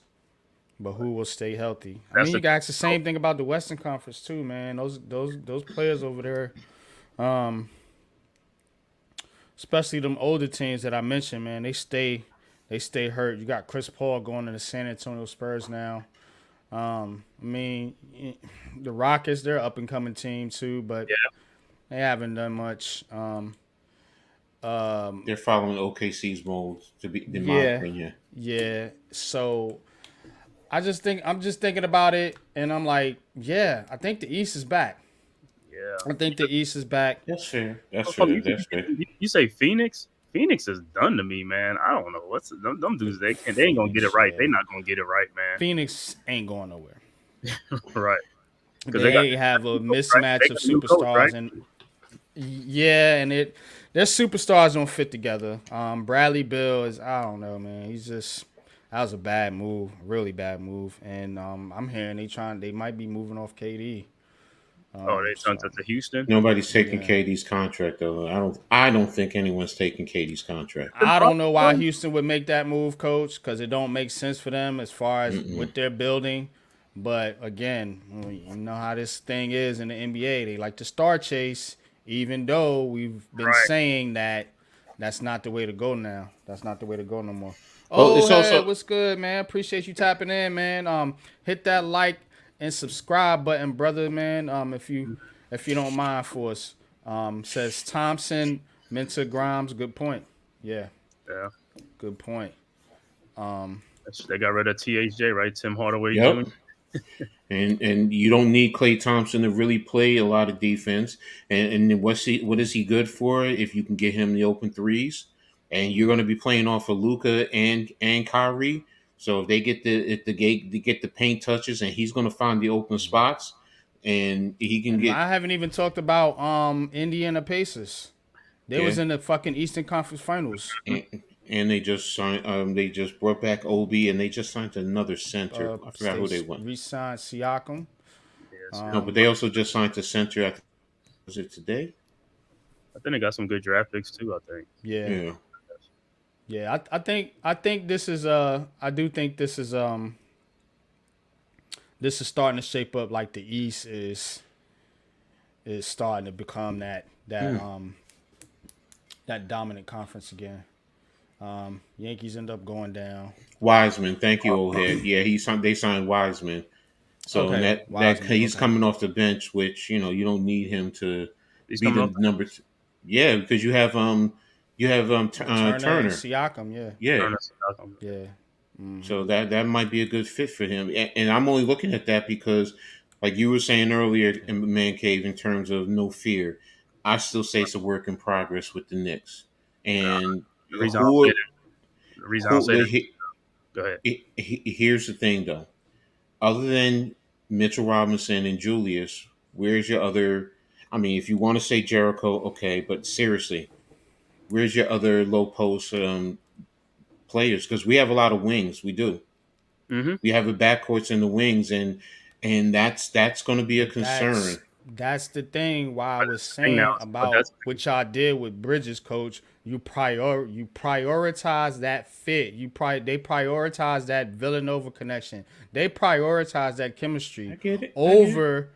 You know what I'm I get saying? what they did. Possibly adding to which I thought the biggest weakness was, and I've told both of you guys was you needed more size on the front court. When you're having the majority of your season playing Josh Hart at the 5, at the 4, you don't have enough size. Pause. So I don't know why they prioritize the Bridges thing, but well, we know, but that's the road they went down. So if what you're saying, the size, if it come into a play, you have to point to the Well, situation and it's say, also the okay, depth of in the size because you know what I mean. I'm only And then you talking had a two, chance to take three. one in the draft, and I think they took what 2 more wings in the draft, didn't they? But yeah, some stash. no, but their last one is technically a post player, A but 7-foot center, yeah, but he yeah, but I mean, I know he's a second rounder. That's why I was just like, he's going to be more for the G League if anything. Development. So yeah, so I mean, and as far as why they didn't in the first round, because don't forget the hard cap with the Knicks plays a big factor more than everything else. That Mhm. hard cap does play a lot. We're only at the first. We're not even at the second. So and it's Well, it, if we had the first, then Boston's at the second because they signing everybody, they printing money up, big money. Yeah. I don't know how the hell they do it. 300 million players, a 200 million, and 120 million dollar play. I'm like, damn, Derek Brown, where the hell you? Derek White And then Derek White, Jalen Brown, and Jason Tatum. And and what's the Porzingis, don't forget Porzingis. And Porzingis, Porzingis too. That's right. Yeah, Drew all that Holiday, Drew Drew too. Holiday. Yeah, so it's like you look at the money. I'm like, where the hell they getting the money? And the Knicks are, you know, Yeah, that was a dude I was Yeah. thinking about, like with Drummond. And I think Exactly, old head man. Good point. They got yeah, Embiid and Drummond, they got yes. some and you got size. That's what and, they and size. Mitch needs some help. And I that's said that earlier. Yes, with Embiid and Drummond, that helps. You bringing back Oubre. You have what's his name, Gordon. You just brought in. So yeah, see they they have. trying to Yeah, and here's the thing. And I know what the Knicks were doing, and they're trying to build a team to beat Boston. But again, that's not the only team you're going to be playing in the No, playoffs. exactly. So you got to worry about, what old head put out here, the Sixers with their big men now that they got. hmm Well, the So Sixers didn't have that at the beginning, so that's they they why they they didn't, but the Sixers reacted to the Knicks. That's what they did, and that's where and they're the playing Knicks it reacted smart. to Boston. But you're going to you always react to the champion first. You always do, no matter what. You're saying, what do we got to do to beat the champs? That's the first thing you do to try and match up with them. So the Sixers are now saying we're going to match up to Boston and New York. So Right, and that's and the now smart thing to do. Yeah. but that goes back to my point where everything is a wait and see approach. To me, the Knicks are not done. They can't be done. If you're going to the season with this, I'm sorry. It's a long season. You got Mitchell Robinson with his injuries issues. Hopefully everything is fine. I'm not wishing that on him. Julius, the last 3 years, he's been dealing with injuries also. So Yeah. you got OG. So it's like I get Well, it. the injury thing is you guys Part got of the game. the depth now. So Yes. now that you have depth, But we don't have it you in the low post. and But you you didn't also prioritize that. You prioritized the wing players. So but you also that's have what to I'm understand saying. a lot of Mitchell Robinson's injuries is from helping out on defense. Now, if you got a couple of guys on the perimeter that can help on the defensive and That's stuff fair. coming in, you know what I'm saying? Like OG and Yeah, Cal, true. it helps a lot. You know what I'm saying? So, and I mean, they ain't finished. They're gonna get somebody else. They're gonna get That, not worried. that's all I'm Sixers saying. I need. interested in Finney Smith. Y'all heard that too. Next shift. Dorian Finney-Smith. That's a Yeah, foul. Finney They Smith lost is Melton because Melton left. yeah. Well, Finney Smith is one of those two-way players that is going to be one of the role players on a championship squad. So I heard the Lakers were interested. The Sixers, a couple other teams. So Cam Johnson is also available. So the Oh, Nets are looking and at. just for anybody who's into the WNBA, Indiana Vegas is playing right now, and it's a hell of a game. I know. I turned to it and stuff. Vegas Aces with Aja Wilson and Aja Caitlin Wilson. Clark. Yeah. Caitlin Clark and Boston are doing their thing right now. So, ooh, good block. Lee But okay, I'm Master sorry. Getting back. Bates, what's good with you, man? Appreciate you tapping in. No Taj Gibson. No Taj Gibson. No Taj Gibson. Can you please hit that like button? Please hit that subscribe button if you're not already subscribed to the channel. Myself, Unpopular Opinion Sports. We got the Man Cave in the building as well, and also Mr. Coach Ed Gladney's Amazing World of Sports. If you don't mind, appreciate you tapping in and subscribing to all these content creators on the panel. Links are in the description of the video as well.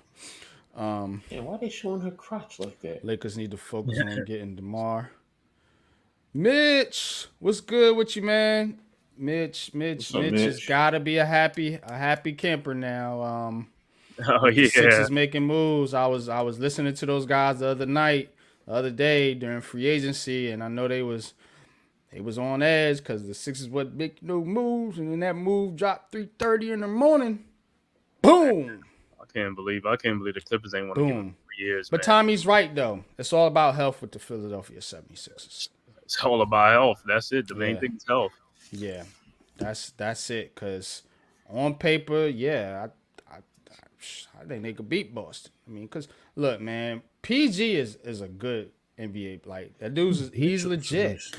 It's the health thing, and I think I'm glad he got away from because Kawhi Leonard is another one of these fraudulent stars. Like some of these dudes, man, I don't know, man. Kawhi Leonard, he's hurt all the time. I mean, all the time. And Paul George, I just don't feel like he was really appreciated. So, in Philly, look, it's better. You can play inside out. With Embiid, with PG, you know what I'm saying, as opposed to you got Chicken Wing City over there in LA, you know what I'm saying? Well, everybody prioritizing these wings, you know what I mean? But I'm seeing big men do their thing too. So, and man, look, you can't, once you hit a certain age, you stop growing. So it's not like you can just get bigger, stronger, so to speak, pause. But I just feel like that's gonna be an issue, man. They should want Ben Simmons. They should. That's a good fit right now. I feel like it is a good fit. Ben Simmons wanted his own team. You know what I'm saying? That's what he. But I'm not even worried about Ben Simmons no more, man. Because appreciate you, Lee Master. Thank you, man. Appreciate you. Yes, sir. I'm not worried about Ben Simmons no more because he's on an expiring contract. So even if he doesn't play, it's probably better if he doesn't play. Let's be honest, because we know what they're doing. I know Coach hates the word tank, but let's be honest, the Nets are tanking. They didn't go get their draft picks back for nothing to not be in the lottery. You know what I'm saying? Well, so this the best one right here. This draft coming is gonna be great. And that's what I was saying. That's what I was telling fans earlier, that the Nets weren't worried about getting into the 2024 draft. They was worried about the 2025 draft. That's why they didn't get the Knicks 2 picks this year. You know, people was why didn't they get the 2 picks this? They didn't want them. Yeah, you think they would have included them in this deal if they wanted them? Right. They had 2 of them. You know what I'm saying? So they didn't want them. They wanted to be in the 2025 draft, which is smart. It's a better draft on paper. Everything's on paper. Nice kicks. Gotta keep Precious now. How y'all guys feel about Precious Achua? Personally, again not a Knicks fan, but Yeah. I didn't really think he was that good.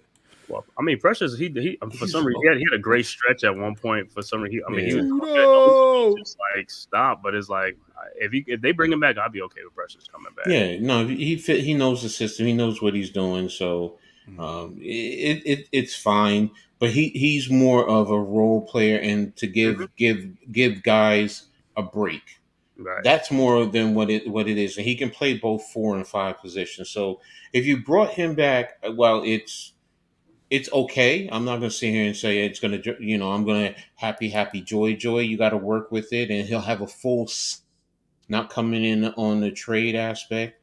So he'll be able to, get training camp and really get into the mix of things. So I don't have an issue if they brought him back. But that's the whole thing where I just say it's a wait and see. So, I don't know about this guy in Utah. I don't know who he is. Oh, who? Kessler. Oh, Walker Kessler. I know Walker Kessler. Yeah. Yeah, they talked about him. They're and talking I'm just about possibly. Wait a minute, is he one that he was on the international team, wasn't he? No. All right, I know who he is. Yeah, he is. Walker Kessler was like he played at UNC and stuff like that, and he got a 3-point shot. He has a little offensive game and stuff like that. Who he is 7 now. foot or Okay. so. I mean, he's good. He's good. He's just young. Last year he was a rookie. Yeah. I get it. So Tudo says, Master Solution respects to Heart in the City NYG 22. Coach Ed, Tommy, greetings from me and my fam and a few of my D-mates in the house in Princeton, Jersey. God bless everyone in the building, man. God bless you too, man. Crazy. Appreciate you, Tudo, tapping in, man. But yeah, hope all is well with you and the squad, brother. Tapping in from Princeton, Jersey. Yeah, well, like I said, I mean, NYG knows like I went into that draft, man. The NBA draft was in the house. Man. How was it, man? How'd it go? Oh, it was good, but like I said, as a Knicks fan, we in the past we was normally in the lottery, so it would have been better. You know what I'm saying? They was in the lottery, but now I mean it felt good that we was picking at the end of the draft, and it was kind of quiet in there until it got to the Knicks pick. I mean, because the Nets really didn't have a pick, but once the Knicks pick is like everybody went crazy. But for the most part, it was cool, man. Like I said, seeing these young guys and stuff like that, getting to live out their dreams and stuff, and like I said, my boy Paul Will, his nephew got drafted by the Spurs at number 4. So I know that was a great moment where Stephon Castle went. Yeah. You was telling me about that. Yeah. Mm-hmm. Yeah, it was great, man. Him with Wemby. And like I said, the draft, like I said, Timberwolves actually got Dillingham, from Kentucky, which is a great trade with the Spurs and stuff like that. How you see that fit with the backcourt with him and who's it? Who they got? Conley and then Ant-Man. Yeah. I think he might come off the bench, but eventually he's going to be the starter or something like that. Noah starting. He's not going to start over Conley. Yeah, he's not going to start with Conley. But, with Conley's up there in age, so, it's time to, Oh, is that who that is, too, though? Oh, my. Okay. Yeah, I don't. Yeah, it's a big blue crew inside joke thing there. Oh, okay. Cooper Flag. Yeah, I think that's the target, Mitch. Either him or Ace. Or Dylan. Don't sleep on Dylan, bro. Dylan, yeah, I know. And there's a couple more too in that I know. Yeah. It's good. It's great, man. I was like, and this, like being there is like, it was kind of weird because there was so much foreign players, drafted in this draft. I was just like, I couldn't keep up with it. It's like, you know what I'm saying? It's like, and it was high in the draft too, lottery picks and stuff like that. It was littered all over the draft, so next year's draft will have the more American players, in the top of it, Yeah, it's a lot of international players, international flavor, and that's something I'm gonna talk about on the Black Top podcast. Excuse me. But Mm-hmm. we in heart of the city, man. We in heart of the city, man. Let's talk about, man. You know what? What we got? Yeah, we got about 20 minutes. All right. Good time. Let's get into this topic, and then we gonna hit Coach's corner. Kelsey, baby, yes. See, No, emotional. man. Yeah, Boston got to take that up stronger. Who is the girl that plays beside Caitlin Clark in the backcourt? Oh, that's Kelsey. Kelsey Mitchell. Kelsey Mitchell. Mhm. Shorty nice. I like her. Yeah. I like Definitely. her game. I when I watch them play, I be noticing her a lot. Like, everybody focus on Clark, but I'm watching basketball. So I'm like, yo, who is that? Like her game is nice. You know what I'm saying? She's a vet though. She's a vet. She got a nice 3-pointer, left-handed. So yeah, she's a good player. Shout out to her. Said 4 to 5 players from France. Yeah, France is Butterfly, what's up, baby? Butterfly. What's good? What's good? Yeah, hit that like. 7 likes. Let's go. Likes, bro. Get them likes up, y'all. Get them likes up, man. Free content, 2 hours. We covering all New York City area sports. Yes, sir. Who else doing it like us? Top 5 NYC athletes that need to win a title now. Here's what I want to talk to. Here's what I want to talk about. I was listening to the show. Unsportsmanlike with Chris Canty, Michelle Smallman, and Evan Cohen. So they did this top 5 athletes general, but we're gonna put our New York flavor on this. And New York is starving for a title right now. Last title being won by the 2011 New York Giants. As piss poor as everybody wants to talk about them, they're the last team to win a title here in New York. Out of the 4 major sports. So, who are the top 5 athletes currently playing for New York franchises that need to win a title? That is my question. Put your comments in the chat. I'm gonna set it off with Coach. Just give me a name, because I got some names here.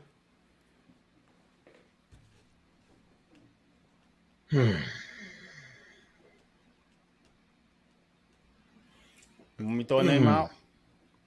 Aaron Judge. That's what I was gonna say. Aaron Judge. Yankees. Aaron Judge. And you said New York City, right? I mean, no, New York teams. New York teams. The teams we cover.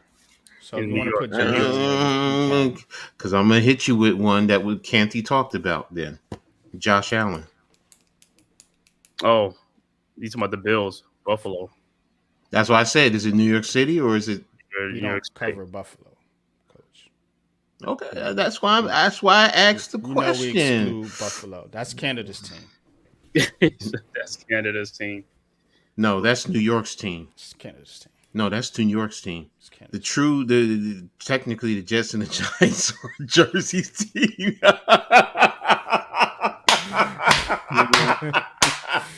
No, let me stop playing, man. Let me stop playing. Now, I can rock with you with Rodgers. That's fine. I mean, he's what he's Judge. done. Aaron Judge. Judge.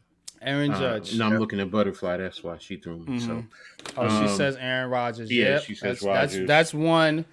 That's one I thought about too. It's somebody on the hockey team. One of those hockey teams. I could have sworn somebody was talking about. Was it LaGreca was talking about it? Some of the Rangers. I don't know if it was the Rangers or the Islanders. He was. I talking can give about. You the Rangers.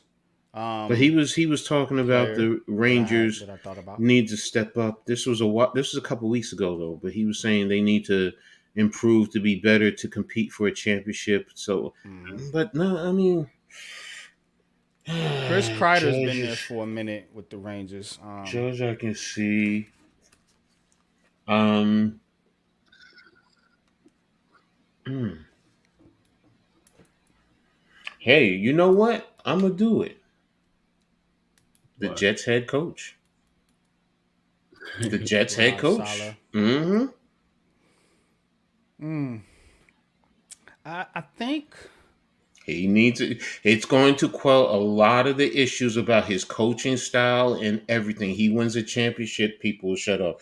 If he gets to the if we're going AFC, coaches, then I think well, if we're Dable's talking about under. Canty, who was his number one? He said Shanahan, right? So that's why, if we're talking about who needs a championship, coaches are inclusive in this. So Okay. So that's how I'm looking at it. So okay. So if we're gonna do coaches, then I'm gonna put Brian Dable in there. and what you call it with the Yankees? Aaron Boone is number Boom. one Yeah.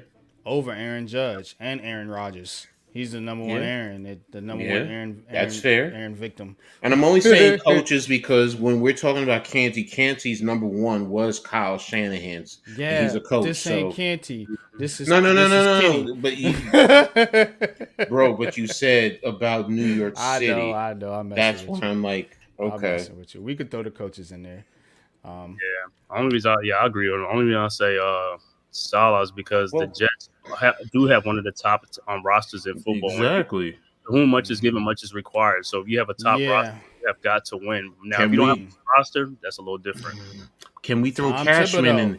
Can we throw Cashman in there? Thibodeau, yes. Oh, that's what I'm saying. Brian Cashman, because he been there for like what 30 years. But he hasn't. His last one was in 2009 that he won. That's So that's the catch-22. He's had the longest drought. Brian Cashman I think he's part of the organization at this point. I think he's like a family member. Yeah, I know.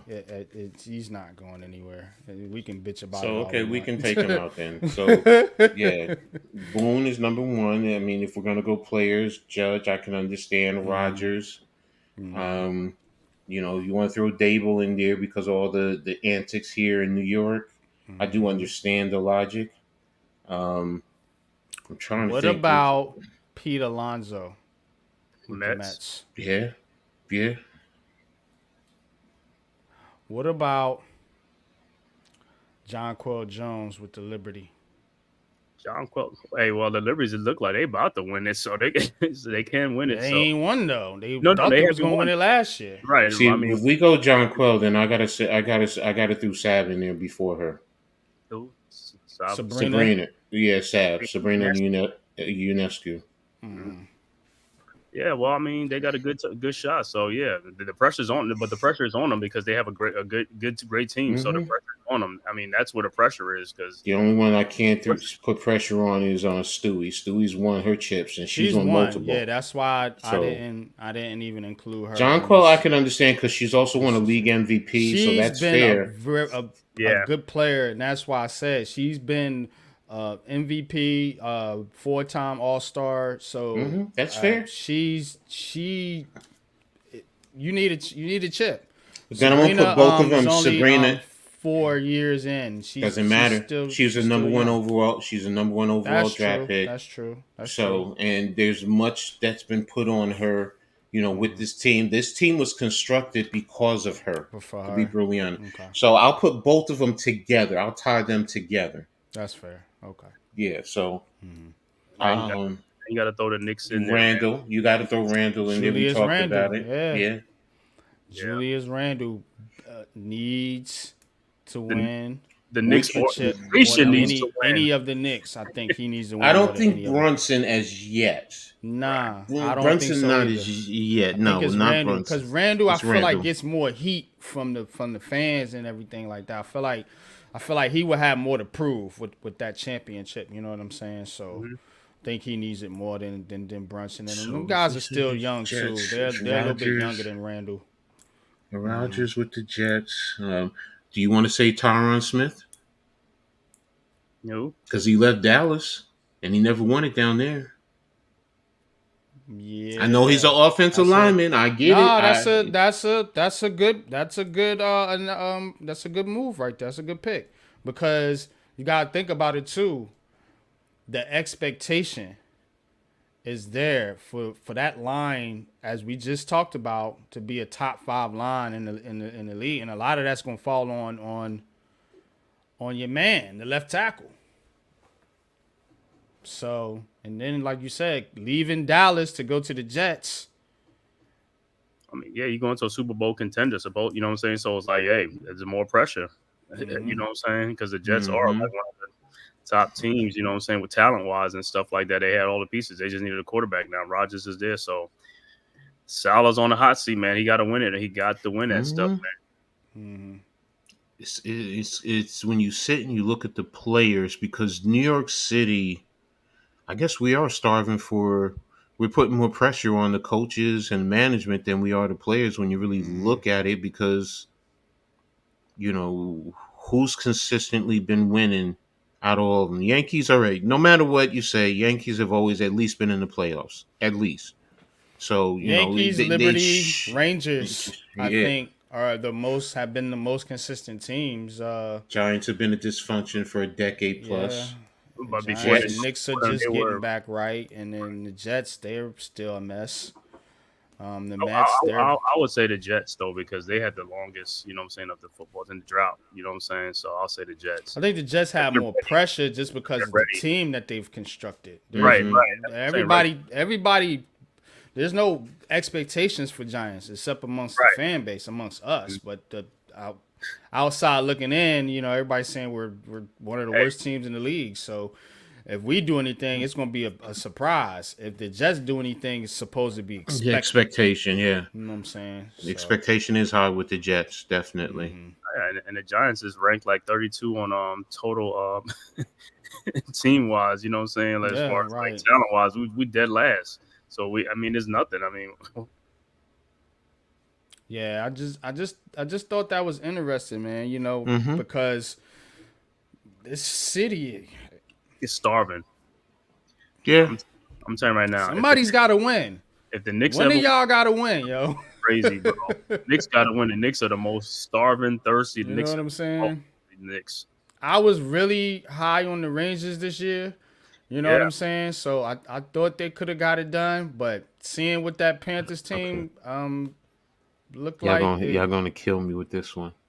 Y'all gonna kill me with this one as a dark horse that needs a championship. Greg Schiano. Rutgers. Nah, it ain't a chance. Yeah, I don't know about that. He's building a good team. Nah, I just, me. I'm Rutgers through and through. So of course, man. Of course. So man. it's I do think there's some pressure on Syracuse though. That basketball program. I think they got to get back right. Yeah, basketball. Because the expectations has always been there with Syracuse and basketball. So I thought you were going to talk about football because Coach Fran Brown is new there. It's oh yeah. Well, Syracuse he's new. They got rid of the Dino Babers. Dino Babers was let go. You brought in Coach Fran Brown, who's the top recruiter from. His last 2 stops were Rutgers and Georgia, and he was the #1 recruiter in the country. And he's done a phenomenal job in terms of bringing talent to Syracuse, and he's going to continue to do a good job. And he's competing with his one of the guys that he learned from in terms of Greg. So. And it's a great little rivalry that's going to build because, this is about, you could say New York City, but it's about the New York tri-state trifecta. However you want to break it down. Syracuse is going to be in that because they're trying to get into the city to get kids. So, yeah, man. I definitely thought that was pretty interesting though. So, but.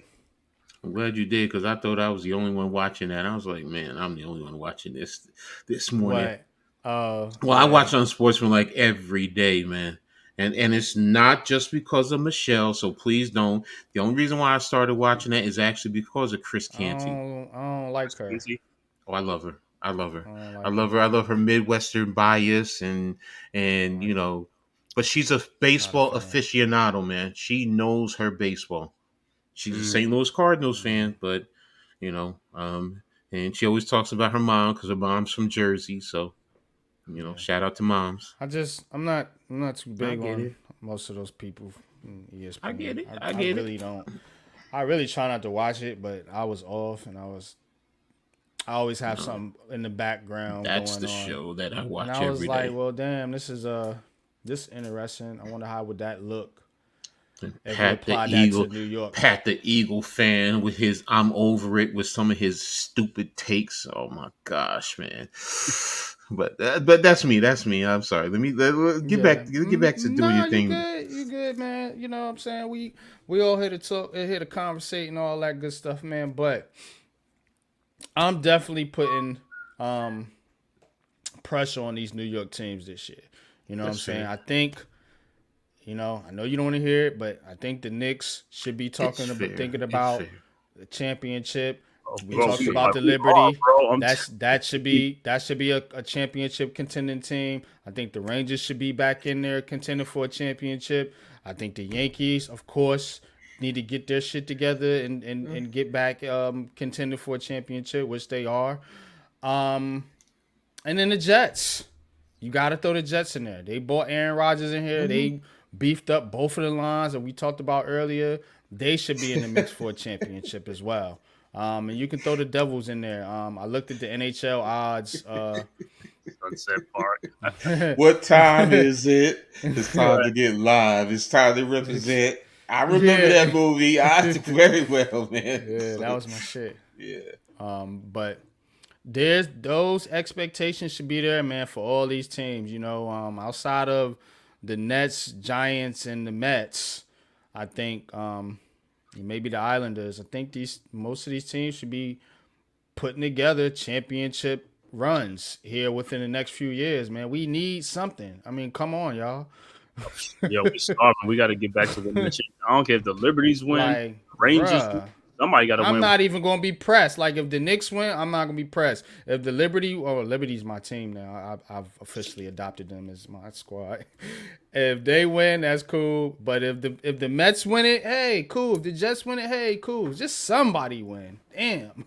Liberty win. I'm going to try and GTD one of them. Oh man, I don't know. I can't even. I don't even want to picture in my head what you're thinking right now, Coach. You don't know what GTD means? I know. All I gotta say is think of Tommy from Martin. That's it. I know. All right. Yes. Give me Naira. Give me Naira Salvely, man. That's all I want. What? Yeah. Salute, man. Appreciate you too, though, man. Tell the fellas, man, what's good, man, and best of luck to y'all, man. Yeah, man. Two though. Win a chip, man. Somebody Somebody win a championship. I don't want to be the only one on here with a chip, man. Come on, somebody got to win a chip now. So, damn it. I got championships. I do in basketball when I was a kid. I'm not capping. I do. Hey, for real. you They see old as hell, but they still. Damn it, trophies. Lou. You do this shit every damn time, damn it. Yeah, because we about Every to close damn out. time. He going every damn time. What's good, bro? Because he's the late night host, man. So when I'm going to bed, they're just starting up alive, and then when I'm about to go to bed, he's ready to start alive. The only thing good with a man being taking his time and coming late is just that, coming late.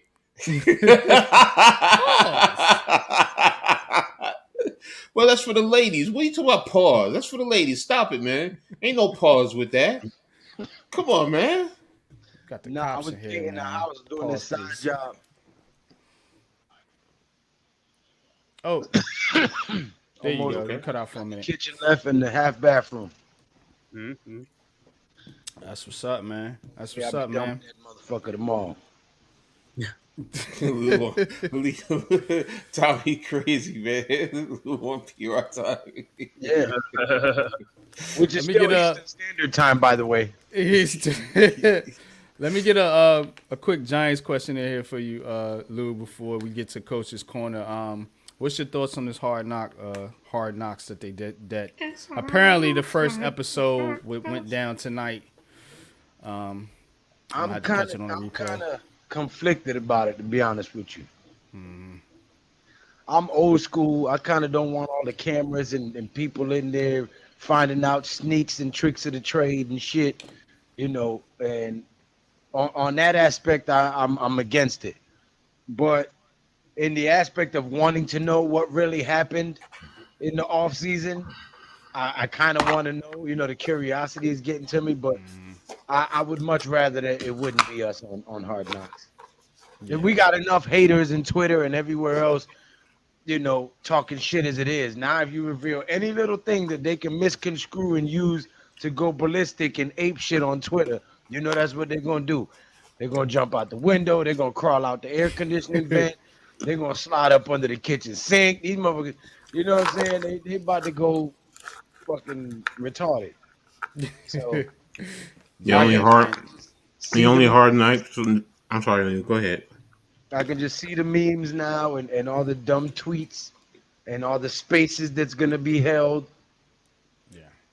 with people with speech impediments and dumb ideas and you know. But like I said, it's also an opportunity to call some of these jokers out that's been saying this and saying that, because with the New York Giants, I know what the Giants going to do. They're going to show you, because Shane has a final edit over the content. They're going to show you the stuff about the misinterpretations that been going on in the offseason. That's why they threw the Burn shit out there. That's why they threw the Saquon Barkley shit out there. They want to show you, okay, you guys been talking all this shit and been saying this, that, and the third. Here's what really happened. Now shut the fuck up. I think that's the whole purpose of this. And I hope that is the purpose of this. I hope that's exactly what happens for all the Daniel Jones haters. And oh, Shane don't know what he's doing. He didn't draft a quarterback. There was generational talent at the QB position in this draft. Yeah. That's How what the I say Giants to get that shit. maneuvered in the draft and they look stupid We doing got this and they're DJ stupid one for of the doing best, that. if not the best, possible weapons that he could have got him in the draft. I think we got one of the best general managers in the league right now. I'm gonna be Oh, honest with you, facts. I and agree that's an with you. unpopular I, opinion. I Y'all think can clip this. I I think think the Joe moves, Shane is one of the best general managers in the NFL right now. and that's his unpopular opinion, but I tend to agree with him on that because if you look at the moves he made just in free agency, Look shoring at the up the team offensive he took line, over, and then look at it now, and shoring up tell the me. offensive line, getting DJ a weapon, trying to keep your defensive interior here in Dexter Lawrence and getting him some help, making the trade to get Brian Burns over here to get that edge rush. The guy has been knocking them out the park, whether these, you know, bipolar ass fans agree with his Did decisions you or see not. that clip they put Kyle out Penn- there? Yeah. Nah, the clip they dropped the little clip for the first episode of Hard Knocks. The trade for Brian Burns started out at 2-1s. Mm, And that man talked that man down to a 2 and a 5. right. And the swap. Sounds like he got skills like me. I was gonna say that's some hustling skills right there, bro. He took that man. They tried to tell me I was smoking in the room. I flipped it on their ass and made them give me a discount. Facts.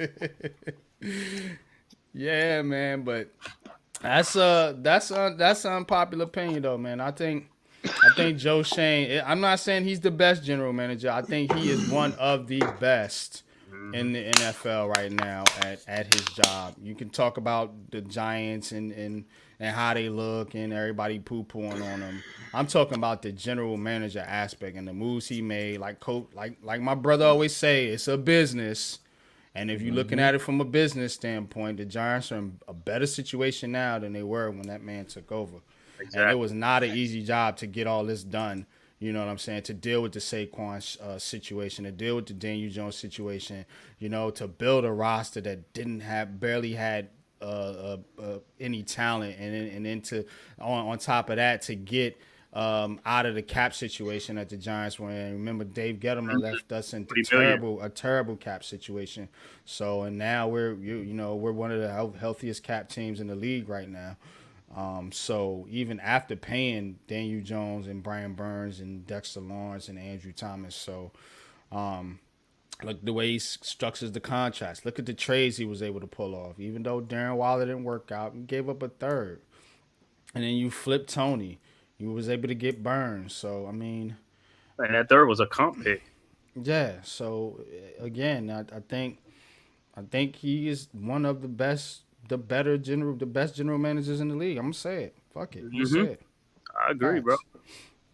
But we're on over the 2 hour mark, so you know what time it is. It's time for Coach's Corner. Now, Coach, I know you've been away for a little bit, but It's gonna make it a real simple one. I know you got some cooked up. I know you always do. So Real simple, nothing real too major. Yeah. Let me cue it up for you, man, and we're gonna get into it, man. Again, y'all hit that like button, subscribe to the channel. I'm on the hunt to get to 500 subscribers. That is the goal here. I want to get that done by football season. So we got about 2 months. So let's get them likes up. Let's share this content. We're bringing you. We got big plans here with the Big Blue Crew. Big plans to bring you content, to take more trips, to give you live, in-depth analysis from places like the NFL draft, from places like the NBA draft, where Man Cave was over the weekend. So definitely tap in, man, and make sure you hit that like button for everybody. But that being said, Coach, man, you got the floor, brother.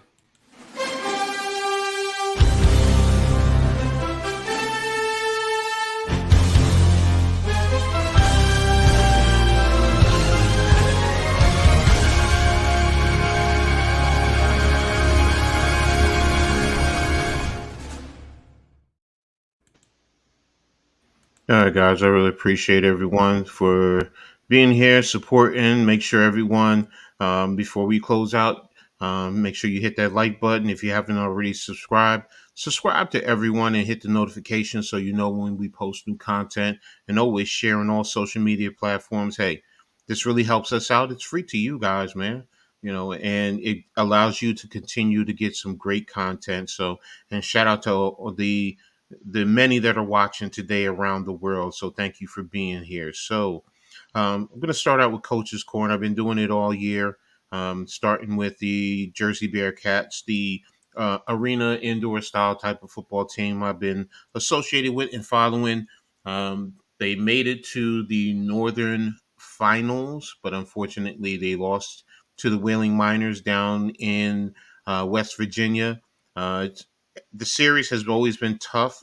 They lost by 10 points, but it's a lot of critical mistakes that they've made. They had opportunities to really get control of this game, but unfortunately, their title defense run has come to an end.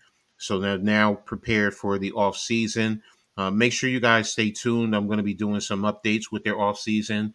I've spoke to one of the co-owners. We're going to be working on doing some things, even maybe a pre-recorded interview, so we can stay on tune with everything that's going on there. So next, I'm going to move over to the WNBA and talk about my New York Liberty. For those of you who have been here from the beginning, I was watching the Liberty play today. They actually played Minnesota, who's given them a hard go all season. Prior to tonight, they've lost 2 games, one during the regular season in Minnesota, and then last week they played in the Commissioner's Cup, the title game, and they lost to Minnesota in a tough fought game. But tonight they ended up coming away with the win. So now, in terms of this season, they're 1-1, but overall they're down 2-1 to Minnesota. But again, it's a tough fought game. Everyone stepped up. They were led by Jonquel Jones today. All season, she's had a difficult time against Minnesota. She's only scored in single digits, but today she led the team. So definitely a good win. It keeps them in the number one position in the league. Overall, they're at 17-3. So going to continue to watch as they continue to fight through this season. It's going to get tough. They have tough games coming up with Connecticut. I believe I think it's later the end of the week that they're going to be playing Connecticut. So, but again, it's going to only get tougher for our Liberty. I'm sorry. No, I was telling NYG put you on the screen, Dolo. Oh, okay. In other Liberty news, shout out to Sabrina Ionescu. She actually earned the Eastern Conference Player of the Month award for the month of June. Now, she averaged 19.8 points, 4.7 rebounds, and a league best during the month of 7.4 assists per game. She shot 43.2% from the field, 37.4 from three, and 88.9 from the free throw line. So that's some outstanding stats right there. Now, with her play, she contributed heavily to New York's finish in the month, where they finished June with a record of 10-1. Again, 10-1 for the month of June, which is why they're tops in the league right now. Now, additionally, she became the fastest player in WNBA history to reach 300 made three-pointers, passing Diana Taurasi, who the old record was 117. And she completed this in 117 games, hitting 300 threes. I'm sorry, Diana did it in 124 games. Sabrina did it in 117 games.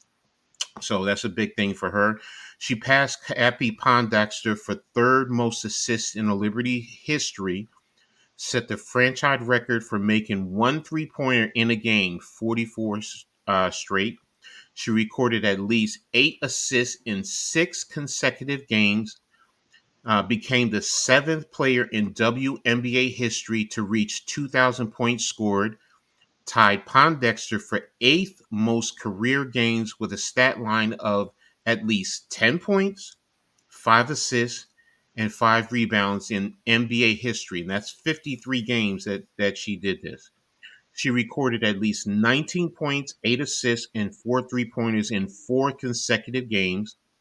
She scored at least 25 points with double-digit assists in a single game for the 5th time in her career. She's been named Eastern Conference Player of the Week twice in a month, and she was selected to represent the USA women's national basketball team in the Olympics for the first time in her career. So this monthly honor, as far as the Player of the Month, is her 3rd time in her career and the 17th time in Liberty history. Shout out to Sabrina for what she's been doing for the Liberty, and this is why she's one of the top players in the league. Now, moving on to the WNBA, Caitlin Clark and the Indiana Fever, Sunday, they went out to Phoenix, and they took on the Phoenix Mercury. Everyone made a big deal because at the beginning of the season, Diana Taurasi made her statements about, how tough it is to compete in this league, especially for rookies. But congratulations to the Fever because they came away with the win, 88-82.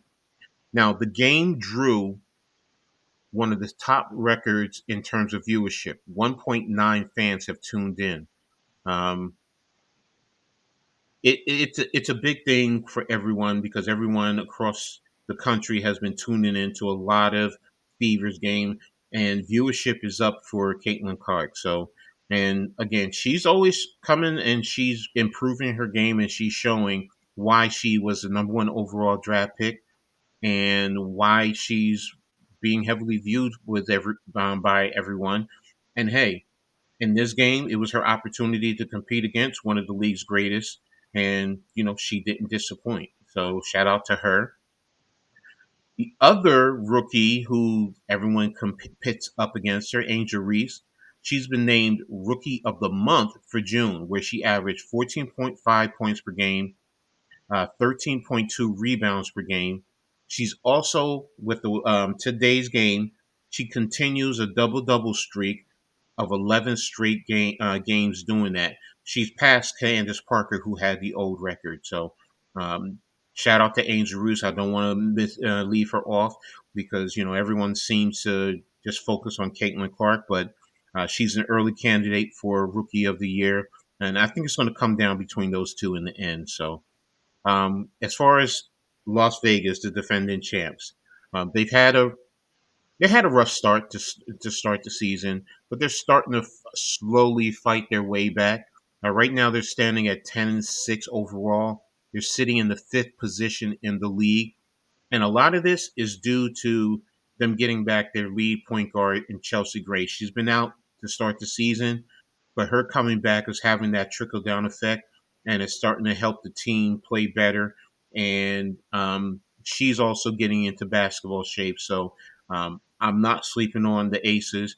In the end, I'm expecting to be up there in the top maybe three, maybe even top two in the league. So, but I'm wanting to see them to continue their play and see if they can push them towards the top in the league. One other bit of WNBA news. I just had it up. Ew, where did it go? Why is my screen? Okay. Today, they just released the WNBA All Stars versus the USA Women's National Team. We're in Olympic year, so there's a national team, and they're going to be playing against each other in the All Star game, July 20th, Saturday, 8:30 p.m. Going to be on ABC for those of you who want to watch. The women's national team has Nafisa Collier from the Minnesota Lynx, Kalia Copper from the Mercury, Chelsea Gray from the Las Vegas Aces, Brittany Griner from the Mercury, Sabrina Ionescu from the Liberty, Jewel Lloyd from Seattle, Kelsey Plum from the Aces, Brianna Stewart from the Liberty, Diana Taurasi from the Mercury, Alyssa Thomas, Miss Triple Double from the Connecticut Sun, Aja Wilson and Jackie Young, both from the Aces. That's the U.S. women's national team that's also going to be playing in the Olympics. Now, the WNBA All-Star team is going to be Dewana Bonner from Connecticut, Aaliyah Boston, and Caitlin Clark from Indiana, the Indiana Fever, Alicia Gray from the Atlanta Dream, Yerika Hamby from the Los Angeles Sparks, Brianna Jones from the Connecticut Sun, Jonquel Jones from the Liberty, Kayla McBride from Minnesota, Kelsey Mitchell from the Fever, Arike Onguale from the Dallas Wings, Nneka Omokue from Seattle, and Angel Reese from Chicago. That's going to be the WNBA All Stars. First of all, shout out to Caitlin and Angel as rookies on that team.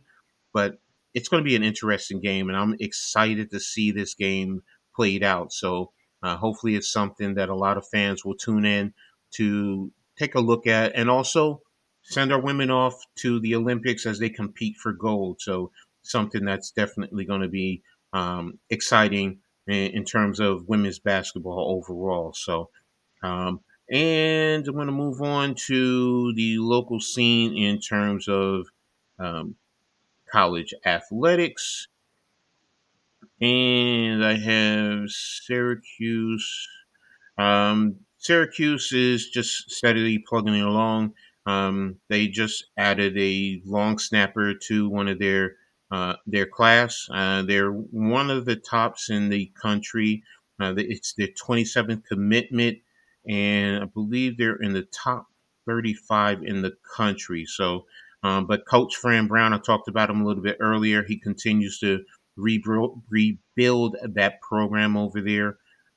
In terms of bringing in the new talent over there in Syracuse. So another thing I wanted to touch base on in terms of what's going on in college athletics. Monday officially started the new era in college football, and what do I mean by that?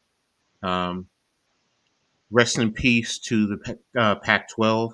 I was watching them over the weekend. They were doing the Pac-12 TV.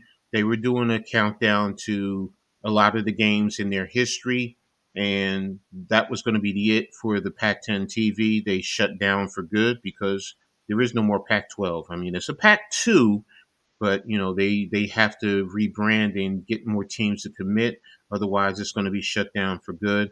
It's a sad thing for a sports fan for me, but I also understand the business aspect of it. But again, teams that have left the Pac-12 as well as other leagues as of July, the new year starts up. So you're going to be hearing a lot more as we amp up.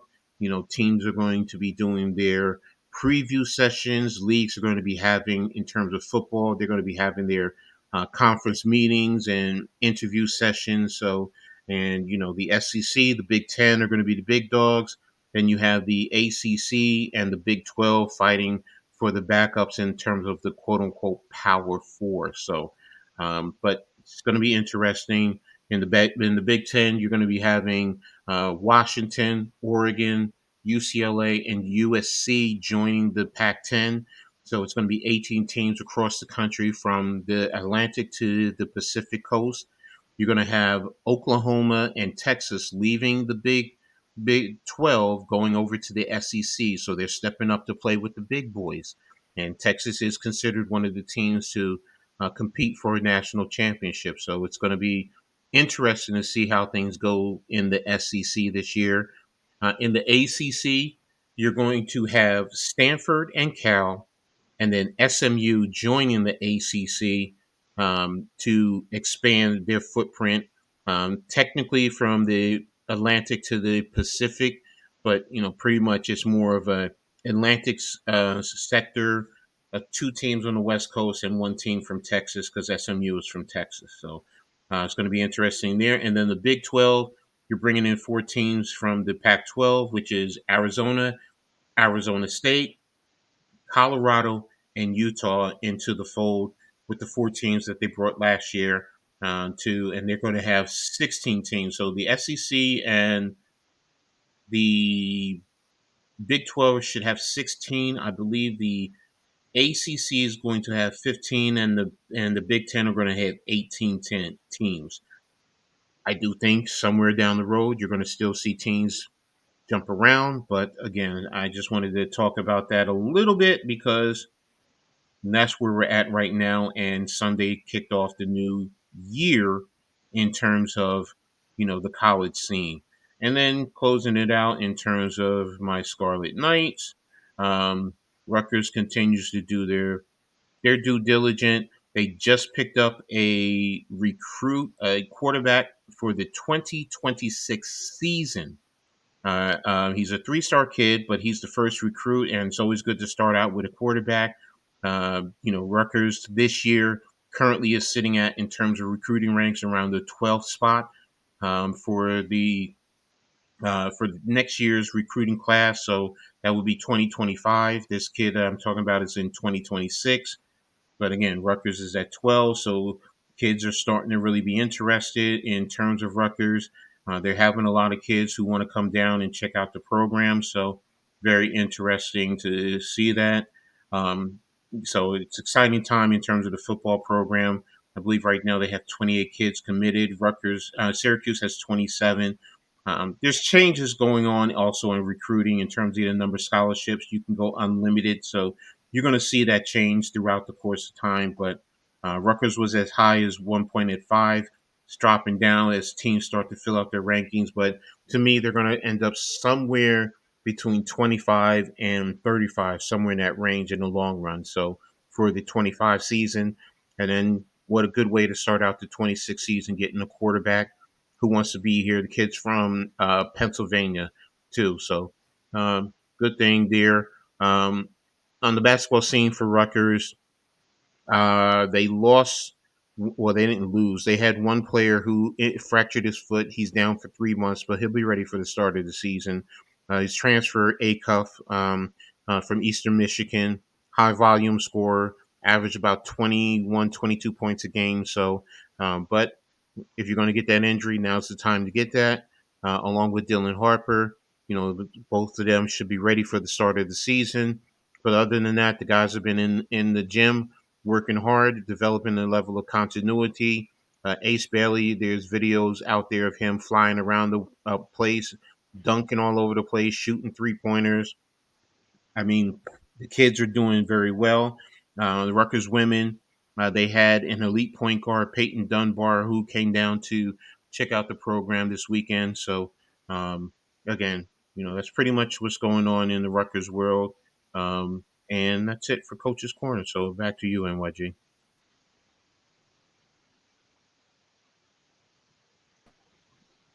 All right, there we go.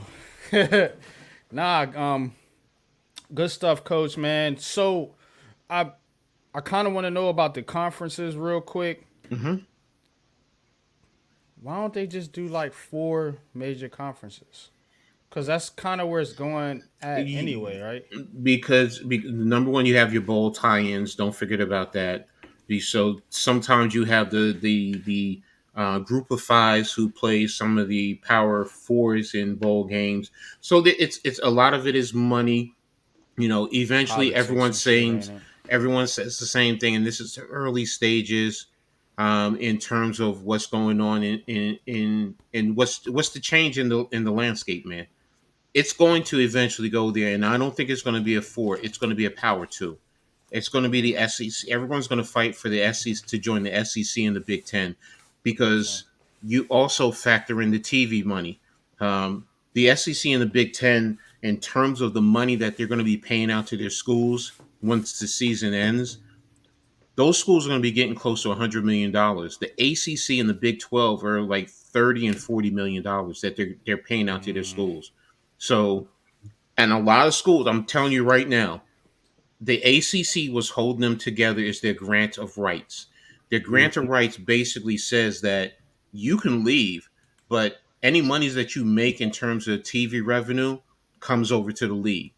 And there's also a big penalty for leaving the conference. So, for example, North Carolina, the school you love, they can leave, but if they went to the Big Ten, that $100 million or $80 million would go to the ACC until till the end of their grant of right ends, which is I believe I believe it's 2036 if I'm not mistaken. Mm-hmm. So that's the whole thing. That's what's holding them up. The FSU has already filed suit against the ACC. Yeah, I heard about that. So man. they're trying to, and if they win, I know they trying to get out of there. if they win, that opens the door for the rest of the schools. And I'm telling you right now, Miami, Carolina, Duke, Florida State, Clemson. Who am I forgetting? As far as the power schools, NC State. No. In terms of the top schools that are going to be wanted Duke. by the, Oh, it's yeah. going to, yeah, it's going to be North Wake Carolina, Forest. Duke. No, it's going to be Carolina, Duke. Oh, Virginia and Virginia Tech. Those are the schools that, Virginia Tech, yeah, most definitely. they're going to be wanted by the other ones. Now, for the Big Ten, there's a program that you're with. It's called the AAU. It's an alliance with college universities in terms of focus on academics. So as long as you're a part of that, you have a good shot of getting into the into the Big Ten. So and Duke, North Carolina, Miami, Virginia are schools that are part of the AAU. So Clemson and Florida State are not. So that's why some people say they might be headed towards the SEC. But in terms and also their market, their South Carolina and Northern Florida, Miami speaks for itself. They're in Southern Florida. That's a market that you can get. North Carolina, you got the Charlotte, the Raleigh. So that's going to get Virginia. You got your Virginia. So those are markets for the Big Ten, because the Big Ten is about the TV markets, which they have the Big Ten network, which gives them more opportunity to grow. I mean, you have the New York, the LA, and Chicago in terms of media markets right now. When you look at the Big Ten, in terms of the top ones, then you have Seattle with Washington. I mean, you look at it and you break it down. You have Michigan and Ohio State, which covers Detroit and Michigan. I mean, no, I'm sorry. It covers Detroit or Michigan and Columbus, Ohio. I'm sorry. Yeah, so they're not as big as New York and LA, but it's still good markets that you're adding to the TV. So if you can add a Portsmouth too, right? Because Portsmouth is right there. The only separation between Portsmouth, Ohio, and Michigan is the Ohio River. Yeah. But in terms of TV markets, what I'm looking at in terms of like North Carolina, Duke, Virginia, Miami, they're prime because they bring a market that the Big Ten doesn't have, which can push them to who knows if you were to eventually get them and you're already at $100 million each school is getting at the end of the year, that might add on another $50 million. These schools want that. Let's be real. These I can tell you from a Rutgers fan. Give us $100 million. That helps us athletically. We don't have to take from the university. See, that's a lot of things. That other thing that some schools do, they get subsidies from the university, which are usually student fees. So, guess what? If you get that kind of money from your conference, you don't have to touch that. Which is why the SEC does so well because a lot of their schools they're not subsidized. They're getting their straight money from the SEC, which can allow them to do a whole lot more. So, and NIL, like Tommy says, NIL is killing it. And this new Did you deal hear that how much yeah, Armando Bacot made? I don't know. I didn't know what he made. I just heard these kids are getting Oh, that paid deal now. deal. Let me show y'all something real quick Let me show you something. before we tap So, out of here. Yeah, and this I'm is glad you talked about that. Go ahead. How much is it? And then hold on. FSU, FSU. I'm gonna let him tell you. Mondo Baycott. I'm glad you said that while you looked that up. I'm going to say this to parents out there who are apprehensive about letting their kids play sports. I would say, you can't say the no. All right. Can Go y'all ahead, hear go it? ahead. Yeah, I heard it. All right. You can't say the no numbers. I mean, I can say 2 million plus. God, you made 2 million plus. 2 million plus, yeah. But I'm saying that humbly though. But that speaks on the brand of Carolina because if I didn't go to Carolina, these like doing deals with TurboTax, all those people, they wouldn't do it with me. But like, I go to Carolina, so I'm able to like. If you go to Carolina, like this would like recruits anything. Like you go to Carolina and you handle business, you go out there and play, somewhat be marketable, like and stuff like that. Like it pays, and like that's what I'm saying. Like I could never say a bad word about Carolina and everything because like I got life changing money. Like I'm from Richmond, like I got life changing money. Like. Sure. In college, just off playing basketball, and like that's why I'm forever thankful of Carolina, the brand, because like to be able to make over $2 million just like in college is crazy. You know that again. Thank you. This is what I'm going to say to parents. This is what I'm going to say to parents. It's a nice Get little your. bag, And bro. I'm not even just talking about this. This is. Hey, Right different sports are going to give you different amounts. I agree. I understand. But the point being is now, because when I was growing up as a kid, you weren't seeing nothing like that. You nowhere near. Now, and the kids play for the most part, they play in, me growing up, you played on grass fields, some dirt rock fields.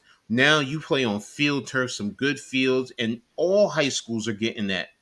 And even youth field. Listen to me, youth fields. Big business for the schools. Exact. So my point being is to parents. We talk about kids, being stuck and being in homes and playing video games and some kids getting obese and all this and that. But here's a reason why you get your kids into athletics. Number one, they're being active, physically active. It's teaching them very important life skills. It's also preparing them to go to college. If they don't make it to the pros, this man just told you right there by playing at North Carolina, $2 million. $2 million. Yeah, because he's not going pro. He just made that off Carolina. Like he's done. And here's the other thing. Yeah. And here's the other thing. Coach, they're socializing. They're learning structure, discipline, camaraderie. And here's the other thing. While a lot of other kids go to school and they walk out with student loans, these kids are not walking out with any debt. So this is why it's important. I don't care if it's football, baseball, if it's tennis. Some kids get partial scholarships, whatever the case may be. Get your kids soccer. Get your kids into some type of athletic program. colleges look at this also in terms of their applications. Many of you have been recruited. You might know this. Get your kids involved. It's important. It's extremely important, and it changes the whole dynamics in your children's future. Too many parents don't want to do it. They're worried about their kids getting hurt. You can get hurt walking down the steps in your own damn home. I mean, you play gym in school, you can get hurt in gym. So, but if you go through the proper training, you'll probably be more successful, and they will be more successful, and they'll also be more confident, because playing on teams also gives you a level of confidence too, as opposed to sitting at home playing video games and talking in a headset to whoever else, but you're just trying to make yourself feel good because you don't feel confident about yourself. So Self-soothing. $2 million. I mean, there's kids that are going to schools that are not getting that kind of money, but they're walking out of there with $500,000. They're walking out with $500,000 and a free education And the and a life networking, experience. Yeah. life experiences, and the networking skills. Because now you meet people in these universities who can also set you up for Parts of for America. jobs, so on and so forth. So, it's important that we focus on our kids and getting them into some type of because right now this is telling you the money is there. The money is Here's the there. thing I will say about that though. Young kids have to be able to learn how to manage that money. You're That's talking fair. about giving. Shout out to Baycott. He looks like he's got his shit together, but that can be a dangerous situation when you're throwing a bunch of money at 18-year-old, 17-year-old kids. Like, I'm glad you so said that. it's a give and a take. You know what I'm As a saying? We got to be people- careful. As a people, one of the main things that we need to get better at is financial literacy. Mhm. Learning how to save our money, how to invest our money, how to spend our money wisely, how to put our money into assets, not liabilities. Buying things that's going to make money back for us so we don't have to work as hard and frees up our time so that we can be more creative and generate more income. These are things that we don't teach our children because a lot of our parents didn't know it because of their situation Yeah, and didn't teach the us. era that they was in, and also some of the things that applied to wealth making in those days have changed dramatically.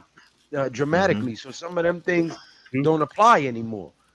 So there's a lot of things that we need to get better at Well, ourselves and pass on to our children so they can start with a better foot here's forward. the A lot thing. of times we kick our kids out at 18. Like, I can't wait till you get 18 and kick them out the house. But Right. if you're smart, you'll tell that kid when he's 18, okay, now you got to start paying $200 a month for rent, right? And go to school. And you take that 200 every month and stack it. When that kid finishes college, now they have a nice chunk for a down payment on a home, a solid foundation, and they can move forward, not in debt, not in the hole, stressed out. Yeah. And, it's kind of crazy now. These kids are seeing more money than their parents ever saw in their life. You know what I'm saying? And that's a fact. And Lou, you made excellent points in terms of the teaching. And let's not forget, because I may joke about it, but I'm being honest when I say this. If I had the technological advantages that they have today, I'd have me four undergraduate degrees. I'd have me 2 or 3 masters and probably a PhD right now, just by using the computer. So the financial literacy that you're talking about, you can still teach yourself. We all have it. We have our phones. You can pill up your phone and you just got to do the work. I'm in the process of teaching myself that shit now. That's Exactly. what I'm saying. Yeah, Good. and that's the thing where some parents they feel intimidated. They feel they don't feel smart, but hey, so what? You don't feel smart. That's what you're doing. You're teaching yourself to get smart and be better, and just use the resources available to you. And if you take the time, even 10 minutes a day, you'd be surprised how far your knowledge will expand. It's the difference between being smart and wise. You know what I'm Mhm. saying? A smart person can know, All the book smarts. all and the no books common and sense. all the everything in the world about, MC equal MC square, whatever all that stuff is. MC square. Yeah, right. I don't even know it, but I got common sense. I'm wise. You know what I'm saying? That's the difference. You know what I'm saying? So, people will say, "Oh, you stupid, stupid, stupid, stupid." I know people right now that can change the engine in your car, but can't read what's on the letters that's on the screen right now. That's word up. So it's a difference between being smart and being wise. We need to learn how to be wise as opposed to being smart. Confucius said, knowing is not enough. We must apply. Willing is not enough. We must do. Yup. True. But here's my Knowledge, wisdom, unpopular opinion. understanding. DJ's gonna throw 42 touchdowns and run for the greatest show on turf, Big Blue Edition. That's what's up, man. I'm with it, man. I hope it does happen because, like I said, so I'm telling you, I'm rocking the DJ jersey this year. I'm going to get me a number 8 jersey. Man, we're gonna have some fun this year, y'all, man. But Big shit this year. I'm talking big shit. Oh, just for the record, I'm 12-0 on my fight predictions, guys. yeah, another one. Yeah. Y'all subscribe to G Nation Inside Sports, man. Subscribe to the Big Blue Crew. Big that Blue mission Crew. statement was fire too. Huh? I ain't see it till today, but yeah. Yeah, man. Appreciate it. Yeah, but subscribe to the Big Blue Crew network, man. Like I said, we're doing big things. We have a lot of content coming out. A lot of new people gonna be joining us, man. It's you guys are gonna get the best content here. I hear people talking about certain people's content is boring. Ain't no boring content over here. 77 people consistently in this chat room since we started this stream, and that's phenomenal. Being as my channel doesn't even have, well, none of our channels, I don't think, besides Lou, are at 1,000 subscribers. So for all them vlogs getting buried, here's a K for all them nines. They go see Pet Cemetery niggas bums. But that's what we're here for. Interactive content. We read you guys' chats. I got game shows coming out. I'm gonna be doing a pick'em pool this year for NFL football. Also gonna be doing fantasy football for people that like fantasy football. Pick 'em, I pick 'em.